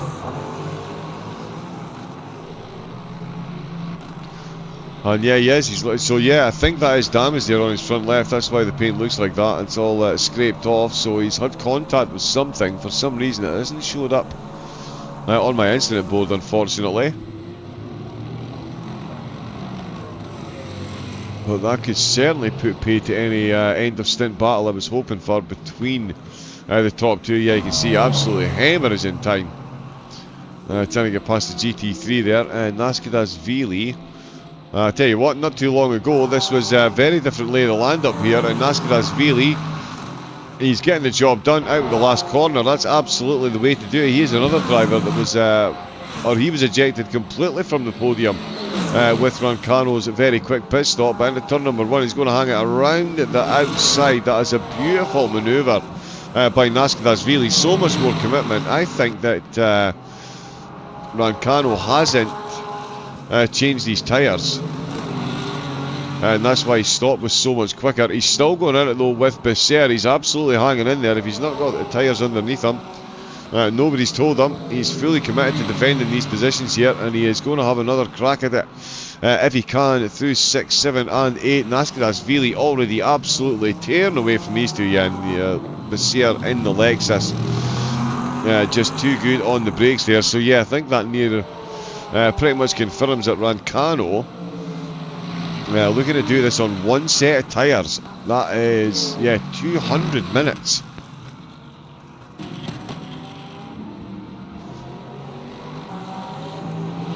Yeah, the difference in the grip there, massively apparent. Bisser has already got himself almost a second ahead. Nascadashvili wasting absolutely no time whatsoever. And in fact, it's automatic, yeah. Just dawning on me there as well now. Nascadashvili, well, he is going pretty quick. He is within 2.5 seconds of Koifel. Ho ho! So yeah, Battles Ahoy in the GT3 podium position still as well. Although this one up at the top, yeah, Bischoff again, if we look at the board, it's jumping between 8.5 and 9.5 seconds. That is a lot to overturn. Especially with Hoyer's performance so far. Up 4 positions, he has been absolutely, fairly dominant. Started from 5th, got up to 2nd, and really gave Bischoff a run for his money. Stayed out for an extra lap, and it's kept him out in the lead of the race, and whatever's going on behind him, he is still putting in some very, very good lap times. 1 minute 49 dead. His last lap there, only a second off his own fastest lap, and he's just topped up with fuel as well, 75%. He's currently sitting at, with 36 to go. He's got that one absolutely dialed on like everything else he's done in the race. Let's see what the Ser is doing. 9/10 behind Nascadasvili. Rancano already 2 seconds behind, 2.3 seconds behind. So yeah, he is hemorrhaging pace compared to the 2 ahead of him. We've also, Fatula. Right, must have joined the server slightly late. My apologies. We did have Fatula get a shout out in the chat. Yes, I am a cat. Go Fatula. There we go. My apologies. Missed them at the start of the race. But yeah, there they are. There, Adrian Prestano, another one of the top racing drivers.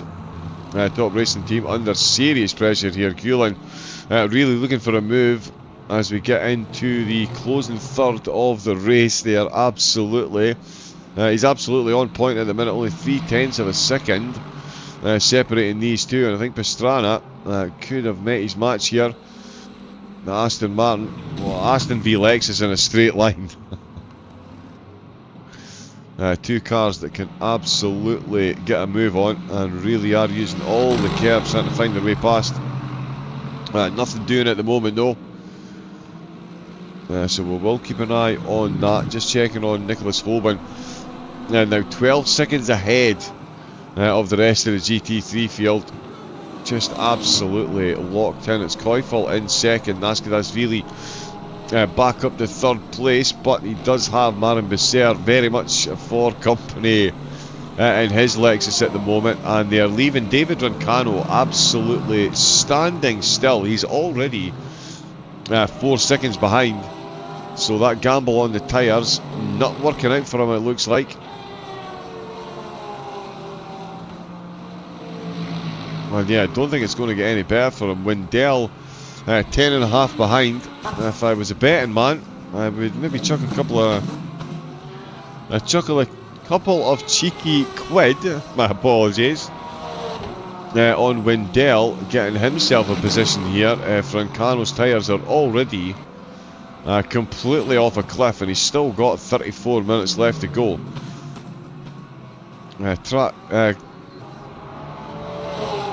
At tracks like this, tyres, or at any track really, tyres don't get better as the race goes on, and it's law of diminishing returns, I believe, is the best way to phrase it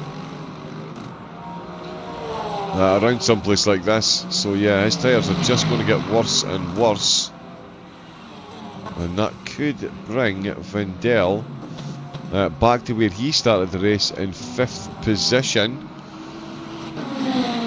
He's in a Porsche yet, and he's just sneaking it to within 10 seconds. So we'll see how that goes. We'll keep an eye on this for the moment though. Heading down at the back straight once again. 31 laps for the GT3s, 35 laps so far. Or yeah, the hypercars are on lap 36, and Nicholas Hoban has just started lap number 33 in the GT3s, and in fact that's Mitchie Hoyer, race leader in the hypercars. Oh wow, he's now 16 seconds ahead, so yeah, Bischoff has had some kind of issue.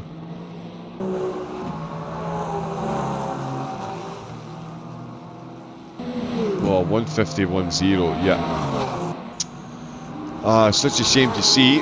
He's absolutely hemorrhaging pace with these two, and they've been brought closer back together by the hypercar race leader Mitchy Hoyer. These two, well, very close indeed. Nastasvili very much on third place all to himself in the opening stint of the race. He now finds it being heavily contested by Marin Besser. No stranger to a podium, Besser. Neither is Nastasvili though. Nastasvili running in a good spot in the championship as well. He'll be looking to defend that as much as possible, especially with Koifel and Hoban finishing ahead of him. Third place he really does need to hang on to third place to hold on to his spot in the championship, which I will just confirm.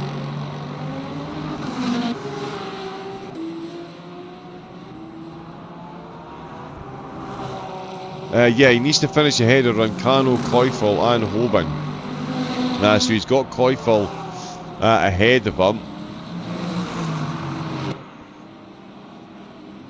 So he needs to mitigate that damage. And sorry, Marin Besser. Oh, okay, right, yeah, until the drop rounds kick in, he's much further down the field. Because there's a few races he hasn't been here for. But he has been on the podium in 80% of the races that he has been here for.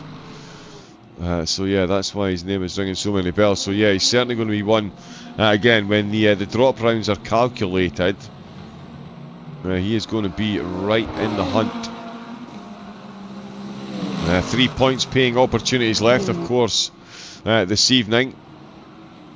The 100 minutes we've got tonight, we've got Interlagos next time out, and then of course the Le Mans finale, 140 minutes. Oh, and that's a bit of a bounce, and that is Marco Bischoff just making his way past one of the back markers. That's Hugo Cornier in the Toyota. He's still out racing. He has just been lapped by not Mitchy Hoyer, Marco Bischoff. I looked at Nicholas Holban there, the Team Nitro drivers going past one another again, and I tell you what, that is Besser. Looks like he's got the job done. Nastasvili, sorry, and Besser, there we go there. Oh no, he's not. I think that maybe Besser, did he end up off track?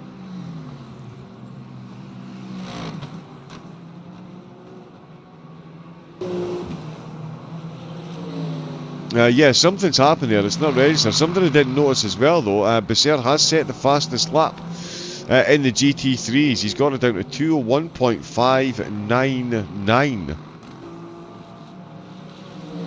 So he is absolutely on point. As I was saying earlier, these races, there's two halves to each of the halves. That is generally how it works. Sorry, apologies for the game volume this evening being a little bit weird, but we'll crack on with what we have. 2.3 seconds now. Besser needs to make up. That could be a big ask based on what we've seen so far. Mitchy Hoyer at this point, I bet he absolutely can't believe his luck. He had to fight tooth and nail to get his way up to first position, and Bischoff, unfortunately, he's had a bit of an issue, and that has seen him. Again, he's absolutely hemorrhaging time to the driver. 1:51.4, and in fact, he's hemorrhaging time to the driver behind as well.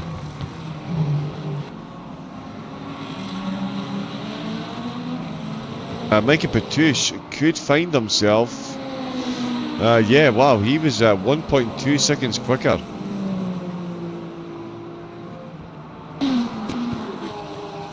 So Petouche could see himself gaining a position, much like Corbini and Wendell. He is within 6.8. He's massively closed that gap. Yeah, I think Wendell is pretty much a shoo-in now to get that position from Rancano.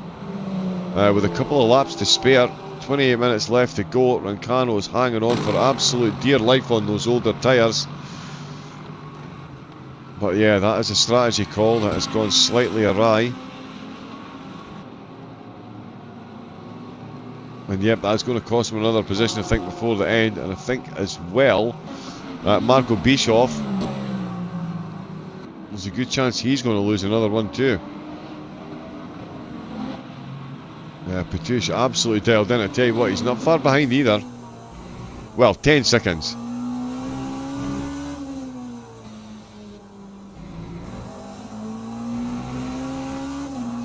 But that's 10 seconds that will very, very, very, very quickly disappear when you're over a second a lap faster.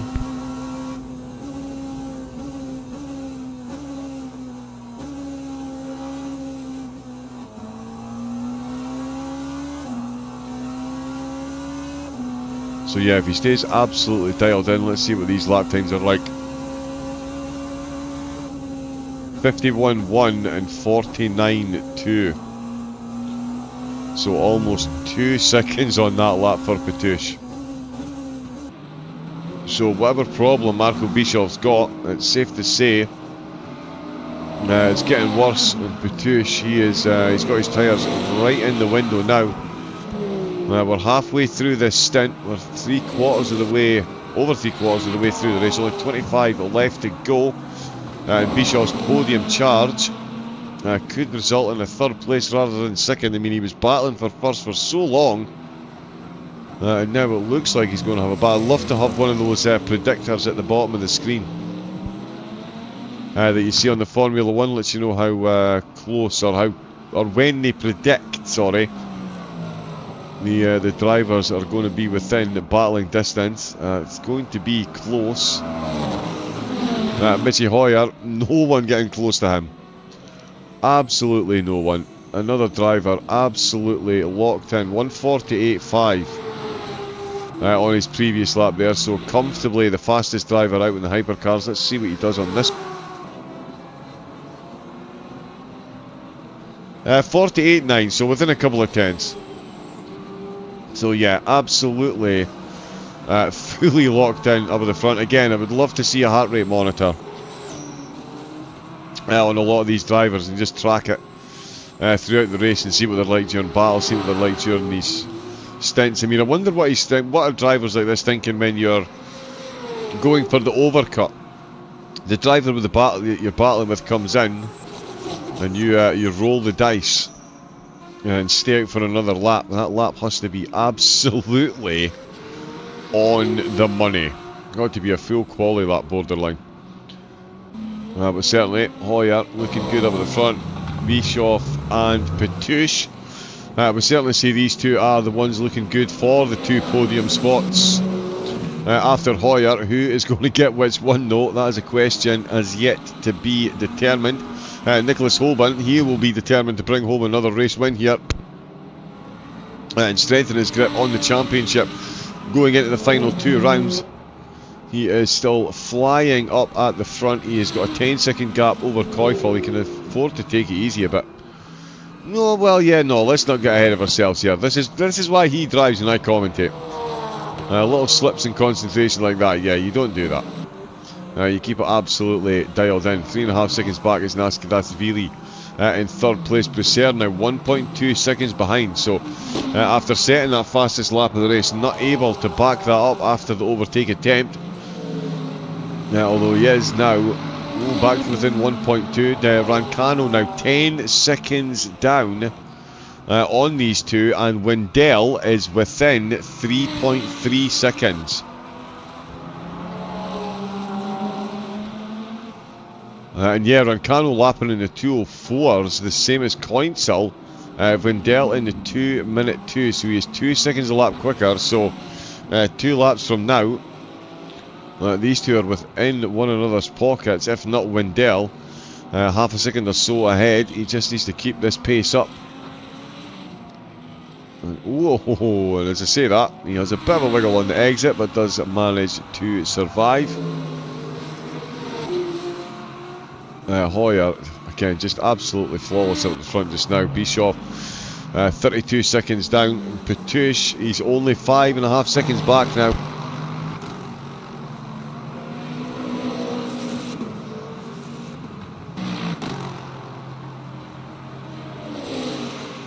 Yeah, another 1.3 seconds on that previous lap, so that is absolutely tumbling. We've got Partey, who's up 3 overall. He's in 4th place. Alvarez in 5th. David Tepper in 6th place. There he is there. George Barr having a good race. He's up to 7th with Hugo Cornier in 8th. Sasha Wittig running in 9th place after a couple of penalties.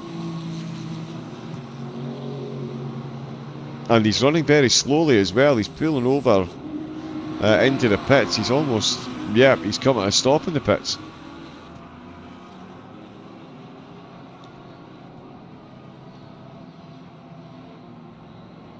Still got plenty to go with juice. Friedrich and Cornier both out with the race. Still Hoban leading the way in the GT3s with Koifel in 2nd. Nascadashvili in 3rd. Bessier hunting him down. He's back to within 7/10. Rancano's currently in 5th with Wendell in 6th. Coinsel, Laster, Barto and Gulen rounding out the top 10. Gulen with a good race, up 3 positions. So a good race for Gulen. Did get past Pastrana. And yeah, running pretty well. Andre Gianyu as well. Up 3 spots to 12th place. So a good overall race for both of those. I mean, any race you make places cannot be bad. We've got a couple of DNFs. Davi Asiol and Karel Nietert. Both DNFs. Asiol not long out of the race, it would appear. Nietert out 3 laps ago after that contact. Did Corbinian Wendell picked up a penalty? Actually, he's got a 5-second penalty for causing a collision on lap 26. Ooh, now.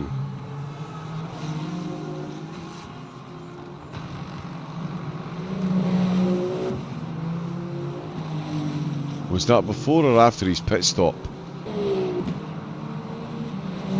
That is certainly the question at the moment. Wendell might be carrying the penalty across the line, so he's got a bit more work to do potentially.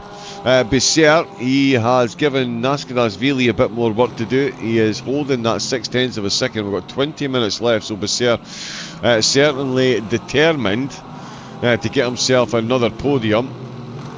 As I say, he's got a 90% podium finishing rate in the races he has appeared in. He has missed a few though, which is why he's so far down the order at the moment. But again, when the drop rounds come in, he is going to be a driver that's going to find himself propelled, I believe, into the top 10. So we'll see. Yeah, we'll see what happens with that over the next 2 races, but we'll see what happens here on track between these two. In the meantime, it's down to 3/10 of a second, so Besser again looking the quicker of these two, absolutely hands down. Can he get himself an overtake though? That is the question that we are all asking. It's Fisher Racing's Mercedes that's ahead of him, and Nascadashvili again, he is looking to defend his position in the top 5.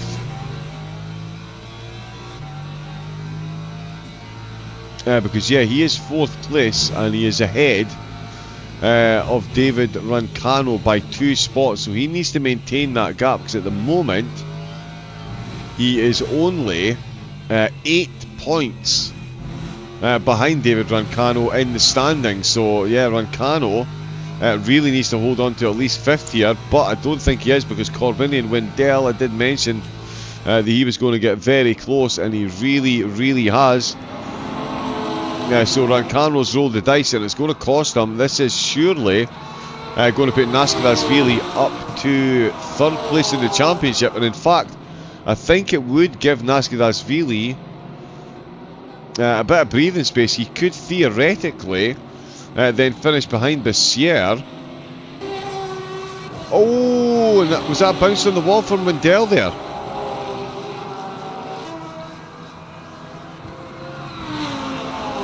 Well, it certainly did look like it there. That gap now up to 8/10 of a second. But yeah, if Wendell gets past Rancano, as I say, that could give a bit of an easier race for Nascadashvili, because he could theoretically let Besser pass and just follow him, take the pressure off,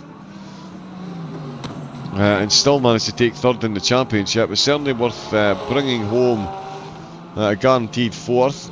Anything can happen when you go side by side around this course, but we'll see if he does do that. It's all of course dependent on Wendell. making his way past Rancano if he can. We've got the hypercar leader just making his way past this little battle group that we've got. Are these two battling away for the position, and he does safely navigate his way through. Of course, here they're on lap 45. The GT3s are on lap 40 at the minute, so a bit of a difference between what they get covered over the distance, even over the track. 3.7 miles. And in fact, yeah, best lap in the GT3s 201.5, and the best in the hypercars 147.9. So yeah, all but 14 seconds of a difference. It is, yeah, pretty incredible. Pretty incredible. Becerre is still where we are going to keep an eye, as well as this battle between Wendell and Rancano, because Becerre really is putting the pressure on. They've got another hypercar coming through. I do recognise that one. It's George Barr in 7th place. Into turn number 1, only 0.2 of a second separating them. The Mercedes is managing to hold on to the spot for the moment. No cutback available on the exit. And I tell you what, the Mercedes seemingly got much better tyres, certainly through turn number 1. Nascadashvili doing a massively impressive job to get that gap back out again. It looked like the Lexus was all over the back of him. And Wendell, he is right on the back once again. He's going for a look up the inside. The door gets closed on him because the Lambo was ahead of him. So the door was his to close, but it could be done and dusted. The Porsche has got himself alongside. Oh, and I don't know, there might have been the merest of contacts there, maybe a bit of netcode. They've just put the foot down on the loud pedal that little bit too hard, that little bit too quickly, and that little bit off track has cost them almost 3 seconds there. Wendell finds himself off track, and Rancano holding on to 5th position despite the state of those tyres. He's got 15 minutes left to go. Wendell might have time to get another crack at this in the last lap or two. Oh, it's all going to come alive once again. Still very much alive between Becerre and Nascadashvili. In fact, let's get some rear spoiler cam, shall we? Yeah, there we go. Jump on the back of the Merc. Still podium positions as you were. Oh no, they have changed. I did predict it. I did think there was the possibility that he would get caught, and he has done, and he's already 3 seconds down. Marco Bischoff down to 3rd place. Micah Patouche now running up to 2nd position.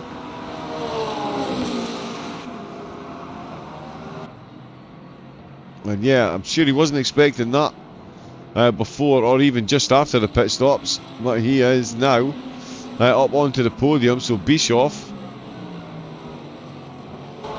yeah, it's not gone well there at all.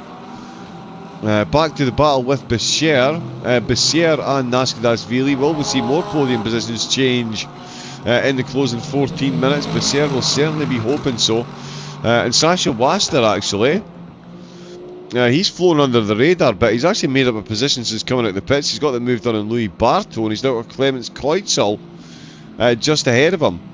These two have both made up 4 spots in the race so far, so no stranger to the overtakes. It's the Merc and the Ferrari dueling away, so another one to keep an eye on. Well, with 13 minutes left to go, you absolutely love to see it. Still getting the battle sticking fast. It's round 10, of course, of the Simverse LMU Pro Series. This is the last few laps of round number 10.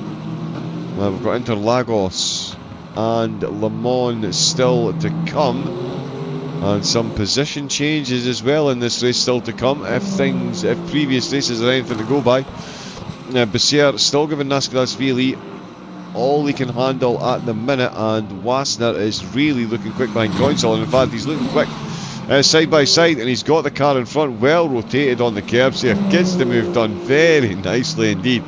As the hypercar behind has a bit of a slide. Kreutzl stays wisely and firmly in that slipstream, and he gets pulled along. He's thinking about a counter move. No, he's not quite close enough. He's just going to hang in there for the minute, potentially going to try and use the advancing hypercar to find a way past if he can. Let's see when the hypercar does in fact get through.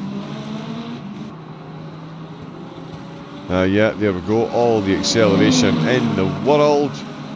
And he does try and use that slipstream, but to absolutely no avail. So that's Wasner up 5 spots. He's made it up to 7th place. So yeah, not getting it done in qualifying, certainly getting it done out on track, although he does have a fair bit of a battle in his hands, hanging on to it. Let's see if he can do such. Down the back straight we go, into the final corner, or out of the final corner is going to be where it's very interesting indeed. We'll see what indeed it does occur between the two of them, as the Merc is going to get into the braking zone first. It's the Ferrari that's going to go very deep indeed, try and pull the car tighter to that apex on exit. It does that give him the extra momentum he needs, not out of the last corner. And into turn number 1, yeah, the Mercedes shows him a clean pair of tailpipes. Yep, takes that apex. That's a good solid move.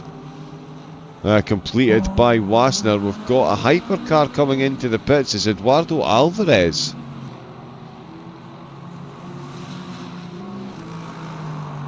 Now I wonder, oh, he has lost control, and oh, he's had multiple contacts with the wall. So yeah, Alvarez in the pits. Is he on the exit? Is he on his way back out? Yes, he is. So Alvarez is back out on track, trying to give his tyres a little bit of a warm-up. But yeah, he's had to come in and get a bit of damage repaired there. That's dropped him down. Oh, wow. Race leader Mitchie Hoyer there, just cutting some grass while he's leading the way. 26 seconds up the road. Petouche still in 2nd place, and Bischoff still hemorrhaging time. He's got 10 minutes to hang on to this final podium spot. He should do so. Marek Party, oh, he was a second quicker on that previous lap. There's only about 5 laps left. Maybe 6. So Party certainly could get, oh, he'll close the gap, but I don't think he's going to get anywhere near close enough to attempt an overtake. Unlike Marin Bessert, he is still very much attempting overtakes. The two of them cutting on grass themselves as they head through the inner field part of the track. A little straightaway here before they hit that heavy braking right-hander. Alexis is thinking about it again. He does go later on the brakes, forces the side-by-side issue. Over the curb he goes, manages to avoid the yellow sausage curb. The Merc dips in beautifully to that little dip in the curb in there, and that's just enough to keep Nascadashvili out ahead. But for how much longer? This does look like it's more of a when rather than an if type conversation. Again, Alexis trying to force the issue up the inside, and has forced it a little bit much there. He's tapped the back of Nascadashvili. He has redressed the position. As we saw there, he jammed on the brakes and he let Nascadashvili get going again, so has redressed the position. Could still get a slap on the wrist though. Did seem to force the issue ever so slightly. Really heavy on the brakes. Really heavy on the brakes, and that has cost him a bit of time. But yeah, Rancano is a fair bit back. Wendell is catching up to Rancano once again. It does look like Sasha Wasner's charge through the field has come to an end. He's got 30 seconds to make up to Wendell, which I do think will very soon be Rancano. 6 tenths of a gap there, 8 minutes left to go. It's going to be a big ask for him to hold on to this one. Bessert still holding on to the back of Nascadashvili. He is still very much giving him an absolute run for his money. The top two in each class though, been an absolute master class from both of them. Every single aspect, Mitchie Hoyer has been absolutely on point. Got a race start of the gods. Got himself firmly involved in the top 4 battle and 3rd place battle as well as soon as the race started. Made his way up to 2nd and very quickly and handily closed in on Bischoff, put him under pressure lap after lap. Finally got the overtake 3 laps before they came in the pits, 2 laps before they came in the pits. And yeah, that extra lap is what wonders. Of course, Bischoff, I think he is carrying damage because he really has not been at the races since coming out of the pit. Something has happened to him. But he will hold on to third. Petouche will hold on to second place. 7 minutes left. It's a very, very, very good result. You will be delighted with that. Oh, and Hoyer still setting faster laps. Absolutely no thought whatsoever. None of this potential. Oh, shall we maybe take it easy a bit? Make sure we make it to the end. No. Let's go for fastest lap on fastest lap. On fastest lap. Absolutely, why not? No more penalties to report either. So just the 6 tonight from the 39 car field. Not too bad in multi-class around Sebring, that's for sure. We'll see if we'll go into Lagos next week though. Yeah, that is going to be a fun one. That is going to be a fun one. Make sure you get tuned in for that. Of course, we'll be back on YouTube and Twitch for that. That was the fastest lap we were just watching. Marin Besser, still holder of the fastest lap in the GT3s and still holder of the slipstream from David Nascadashvili ahead of him. He is quickly running out of time though. We are very much at the sharp end of the stick now. 6 minutes left to go. 134 under the belt one. He really is pushing it there. Could well be right on the edge of those track limits. Does look good through the corners as well. With the Mercedes just managing to hold court and hold on to that final podium. We'll see if that is the case. Oh, and Rancano has been overtaken by Wendell. So there we go. Of course that happened as Michi Hoyer was setting fastest laps. Wendell does get himself past Rancano, so that is another position between Rancano and Nascadashvili. So that really does, or it will cement Nascadashvili's place in third in the championship. If he brings home third here, and I believe even if he comes home in fourth, that'll find him taking third. We'll hopefully get an update on the standings before we go tonight. We'll certainly get the results in, and they are going to be make for some interesting reading. Michi Hoyer bringing home a very good race win and a very good points haul late in the season. Petouche and Bischoff on that podium. Mirak Partey certainly won't be too disheartened. 3 positions he's made up to get ahead of David Tepper in 5th. George Bart up 3 as well, up to 6. Alvarez, Cornier and Wittig running 7th through 9th respectively. Wittig and Cornier both up 2 spots themselves, so again a good race result overall. Let's see what the result of these two is. Heading down the back stretch once again and into the final corner. Oh, the Lexus absolutely bottoming out. We'll maybe need to get those boards underneath the car check.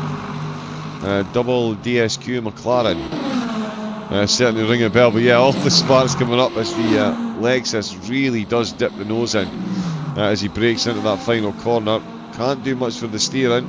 Oh, and again does manage to keep it absolutely end on that exit again. Still 0.2 of a second between them, and this one is going right down to the wire.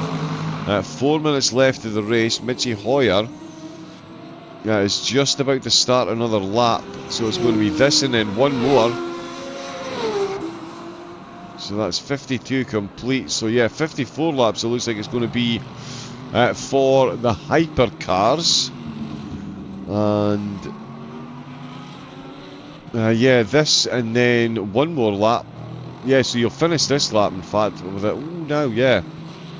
Yeah, so Hoban is only going to get this lap finished and have less than a lap's time left, so it's going to be 48 laps for the GT3s, 54 for the hypercars. It's going to be a long couple of laps for these two. We're going to get right back on board with them. Oops, let's see. Yeah, we'll just go for this passenger seat cam and we'll watch as these two duel it away for another lap. A lot of drivers requesting that pit stop. The fuel tanks are looking that little bit emptier than they were. They've managed to fuel save a bit though, 13% for some of the hypercars, 9 for Hoyer. So yeah, they've done not bad on the 50-50.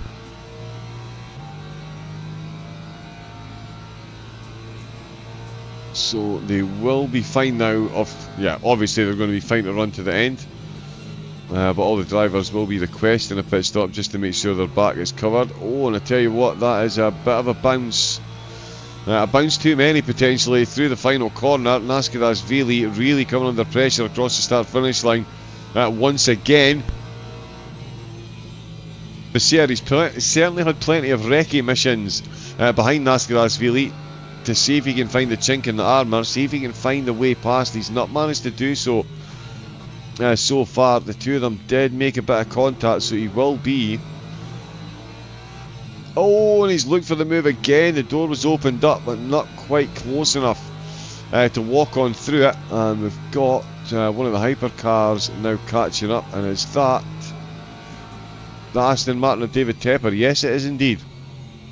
So he goes past. Yes, so Becerra, of course. Oh, and he's locked up. Tepper is locked up. He's ended up running deep. He's left himself in this battle for a bit longer than he needed, and the Mercedes has lost a bit of pace there. That is going to let Becerra right back into the hunt once again. As I mentioned, he's going to have to be extra careful given the contact they've already made. He's positioning his car alongside. He's got the outside line, the Merc leaving enough room. The Lexus getting enough done on the brakes to hold that side. Oh, but he has managed to gain the position back, Nascadashvili. Oh, some beautiful battling between these two. Absolutely phenomenal. I hope the two of them watch this back, because it really has been 1-2. Remember, Becerra, does he have any more tricks up his sleeve? We've got 54 seconds left of the race. So it looks like, in fact, Hoyer is going to finish this lap with not many seconds, or finish this lap, sorry, yeah, with not many seconds left on the clock. So we will keep an eye. Let's see where Becerra and Nascadashvili are. They're just coming down the straight themselves, past the pit exit, into the final corner we go. And again, the Mercedes taking a bit of a different line. Looked a lot less bouncy that time. So yeah, the Mercedes taking a bit more of an agreeable line, certainly agreeable on the suspension through the final corner that time, and that maintains the gap at 0.4 of a second, which, as we've seen in the past couple of laps, is more than enough for Nascadashvili to hold on to the race lead. Let's see, Mitchie Hoyer, 0 seconds left. Is he taking the checkered flag? Yes, he has indeed. My apologies, there we go.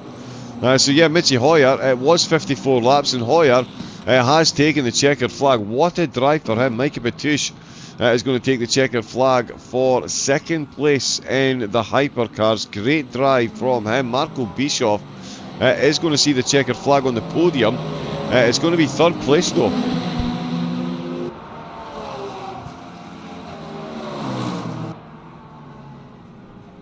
Which, yeah, if you'd asked me at the end of the first stint, that's the last podium place I would have guessed where he was going to be finishing, but that is where he crosses the line. Party in fourth. David Tepper has got himself sixth position, signed, sealed and delivered. George Barr looking good for sixth place again, up 3 spots along with Party, so good races for both of them. Not to be outdone, of course, Hoyer and Patouche, 4 spots each.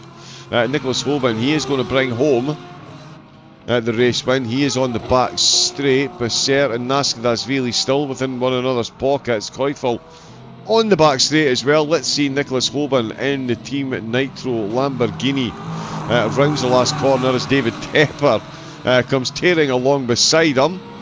We've got Ferraris in the foreground. We've got Nicholas Holben taking the checkered flag and another race win. Great drive for him. Koifel is going to cross the line and take a well-deserved second place. He had to work for that one, and Nascadashvili's had to work for this one as well.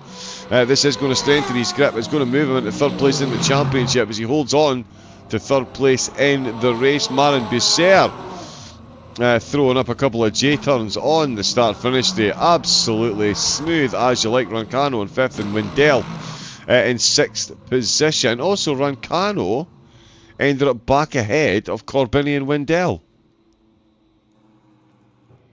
Wow.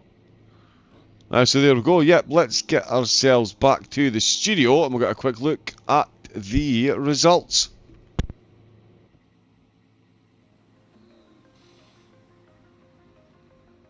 Wow, so there we go. Round number 10 of the Simverse LMU Pro Series. 100 minutes of Sebring, done and dusted. It is Mitchie Hoyer, Mikey Petush, and Marco Bischoff that are on the podium. And in fact, let me just make sure we can indeed jump over here. There we go. So yeah, Hoyer, Petush, and Bischoff on the podium. Partey, Tepper, and George Barr 4th, 5th, and 6th. Alvarez, Cornier in 8th, and Wittig in 9th position. We do have someone jumping in the comedy box. Excellent. And in the GT3s, Hoban, Koifel, and Naskadashvili on the podium. Becerra and Rancano 4th and 5th. Wendell ahead of Wassner, who had a good race, in 7th. Coinsel in 8th. Barto 9th. Gulen in 10th, ahead of Pastrana and Gianu, up 3 spots himself to 12th place. Brach in 13th, Baldig in 14th, and Sasha Fritz in 15th position.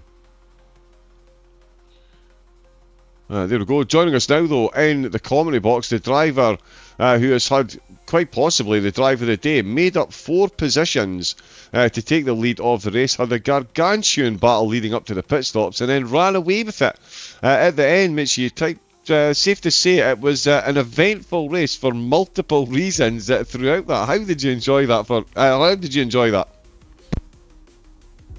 The race was crazy. It was really, really intense. Like as you said, that starting P5 after bottling qualifying, and then I was scared that Marco could run into the distance, but he made a lot of like errors that kept me close, and I was gaining confidence. And then like over 30-40 minutes it was a really, really tight battle, which spilled the tea together with the pit stops, and I think I had a little bit of the better strategy call. And then in the end, sadly, I think like he entered into that triangle chicane 13, 14, 15, and when I exited it, I didn't see him anymore, so I assume he had a moment there and crashed, and then he was dropping down the order, which was sad to see because I think we had an amazing battle going on. But yeah, it was an intense one. I mean, it really was. It was an absolutely phenomenal battle. I think we were as crestfallen as yourself was, looking forward to the battle after he came out the pits, but he did look like he was carrying damage on the front end, which certainly quelled the pace. You mentioned about a problem in qualifying. You said you bottled qualifying, so yeah, you were expecting, I think, to start a bit further up the grid, not quite managed to post the time that you were looking for. No, not at all. I got a bit caught off by the rain, and then got caught off by the cold tires a couple of times, and in the end could only do a lap on the wets, and yeah, that was never gonna hit the pole position anymore. Like in my expectations, I would have at least wanted to start on the front row, not necessarily on pole, but at least on the front row. But it is in the end the points get scored in the race, and I think this is where we did well. I mean, to say you did well, somewhat of an understatement. I mean, talk to us about the opening stint there to make it up those 4 places and that battle with Marco. How much, as a race driver, do you enjoy that type of opening stint? I mean, it very much was a race of 2 halves. It was full-blooded battles for the first stint, and then head down and quick, consistent laps for the second stint. But how much fun did you find yourself having in that opening stint battle with Marco? It was very much changing conditions. Like I remember saying in lap 2, I mean, it was like, well, that went better than expected to get from 5th to 2nd. But I really had to use those moments where I had a momentum where I could commit for a gap, maybe a bit risky here and there, but with hardly any rubber on the track yet, it was easy to do a mistake. And from then on, like, that tension built up, and I think I had 2 or 3 battles with him where we have been side by side where I couldn't quite get the move done because of that ridiculously good acceleration of the caddy. But it's like, Marco kept doing mistakes, and with every mistake, I was gaining a bit more confident. And at some point, I was really always catching up again, knowing exactly if he does another one, at some point, I'm gonna capitalize on it. I think this is in a sprint race that is really fun. Now 100 minutes is like just about the step down where it goes into endurance. And like it's safe to say in the first 10-15 minutes I thought about like just taking it easy, save the fuel, make a better strategy call, try to get the spot there. But then it became too intriguing and I had to try it on track because there was a couple of moments where I would have had to necessarily lift in order to not go for the run. So as those were made available, I also rolled the dices and see what happened. Well, yeah, you absolutely hit Yahtzee when you did roll the dice. An incredible performance this evening. We've got Interlagos next time out. That track sends the fear, it just sends shivers down my spine. Such an intricate infield section. How are you feeling ahead of that next week? And of course, the multi-class aspect of that as well round there is going to be interesting. I'm not sure yet with the Alpine, really. Like, I saw the Alpine today had benefits over the Cadillac in braking zones and in cornering zones, but like medium to high speed corners. We haven't quite a lot of them in Interlagos, and basically it's all about acceleration coming out of the final turn and coming out of the Senna S. So I don't think realistically turn 1 and turn 4 is going to be opportunities for the Alpine. And then literally everywhere else on track, there is not an opportunity in the first place thanks to the nature of the track. So I assume Interlagos is going to be rather a tough one. Well, yeah, we are certainly here for it, and fingers crossed. We've seen more battles between yourself and other drivers up at the front. It might not do much for you guys' heart rate, but we certainly absolutely love it. So yeah, Mitchie, phenomenal performance tonight, making up 4 spots to get on to the top and throwing in fastest laps at the end as well. So huge congratulations on that. Best of luck next week, and thanks very much for jumping in to talk to us. Thank you. Have a nice evening. Thank you very much. There we go, thank you indeed. That is Mitchie Hoyer, winner in the hypercars.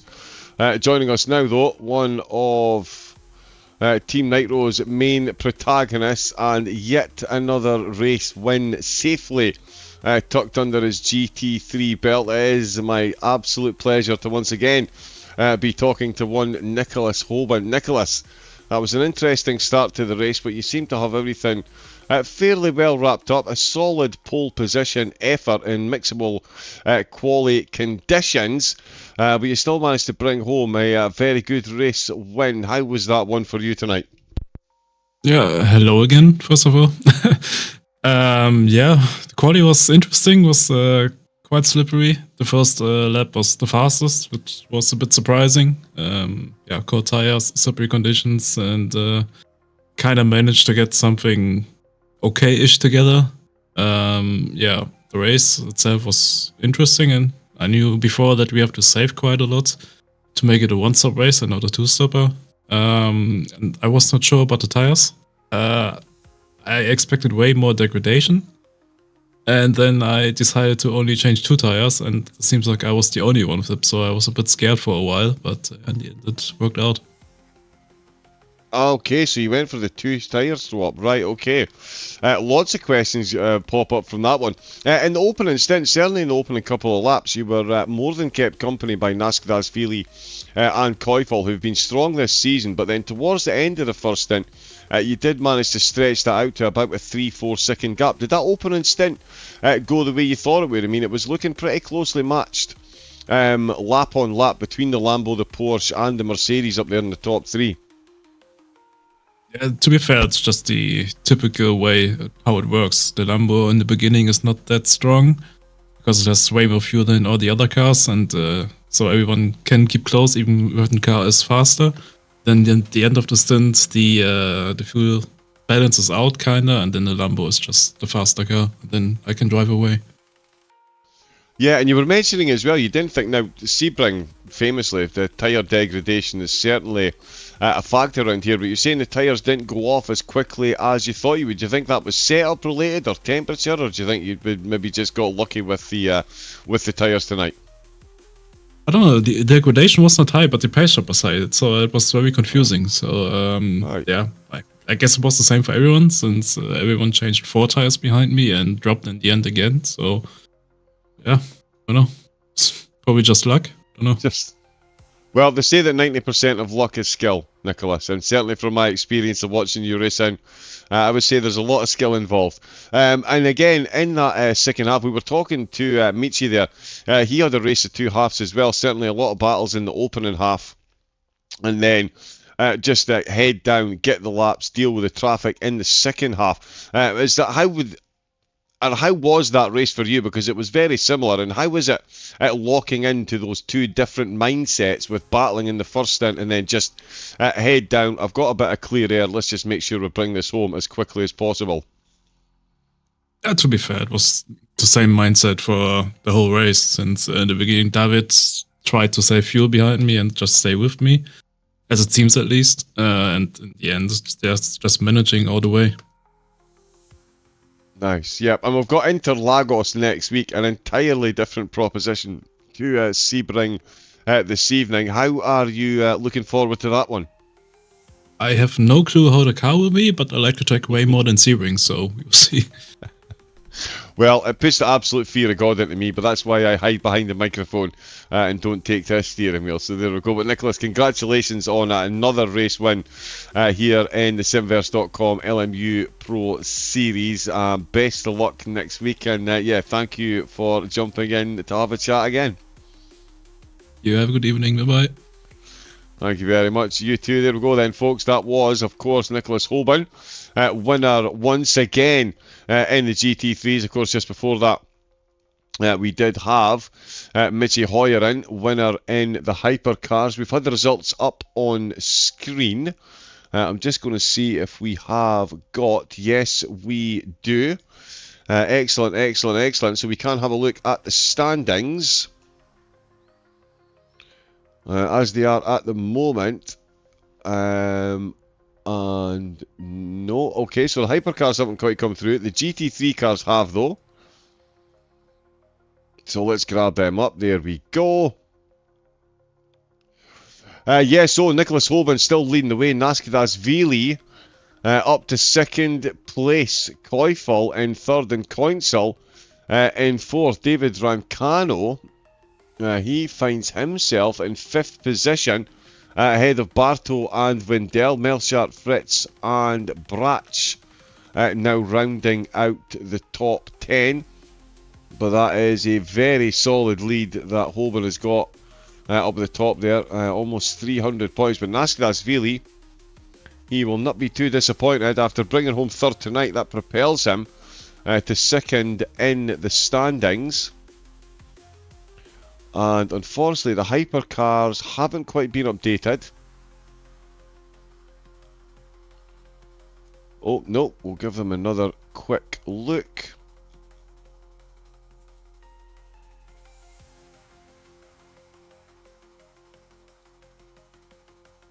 Let me see.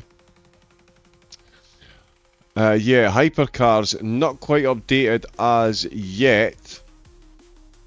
But yeah, with drop rounds, I think Arda Erkan is still leading. Marco Bishov has got 2 rounds he hasn't raced in as yet. Or he hasn't raced in. So that will be 2 of his drop rounds gone. But yeah, we will get a full update, of course, on the standings before next week's race. So make sure you get tuned in for that. As we mentioned to the drivers, there is Interlagos. That we've got next. That's going to be back to a 60-minute race, and it is then a 145-minute race at Le Mans with a ×10 time multiplier. So the drivers absolutely put to the test, and rightfully so. 3rd place with a €500 voucher, €750 for 2nd place in each series, and €1,250 to spend at the Simverse website for our series champions. in both disciplines. Still, yeah, very much to play for in all regards. That is all we have got time for this evening, though. Thank you to everyone on Twitch and YouTube for jumping in. Thank you for the raids as well. From Chris over on the German channel and from Top Racing TV.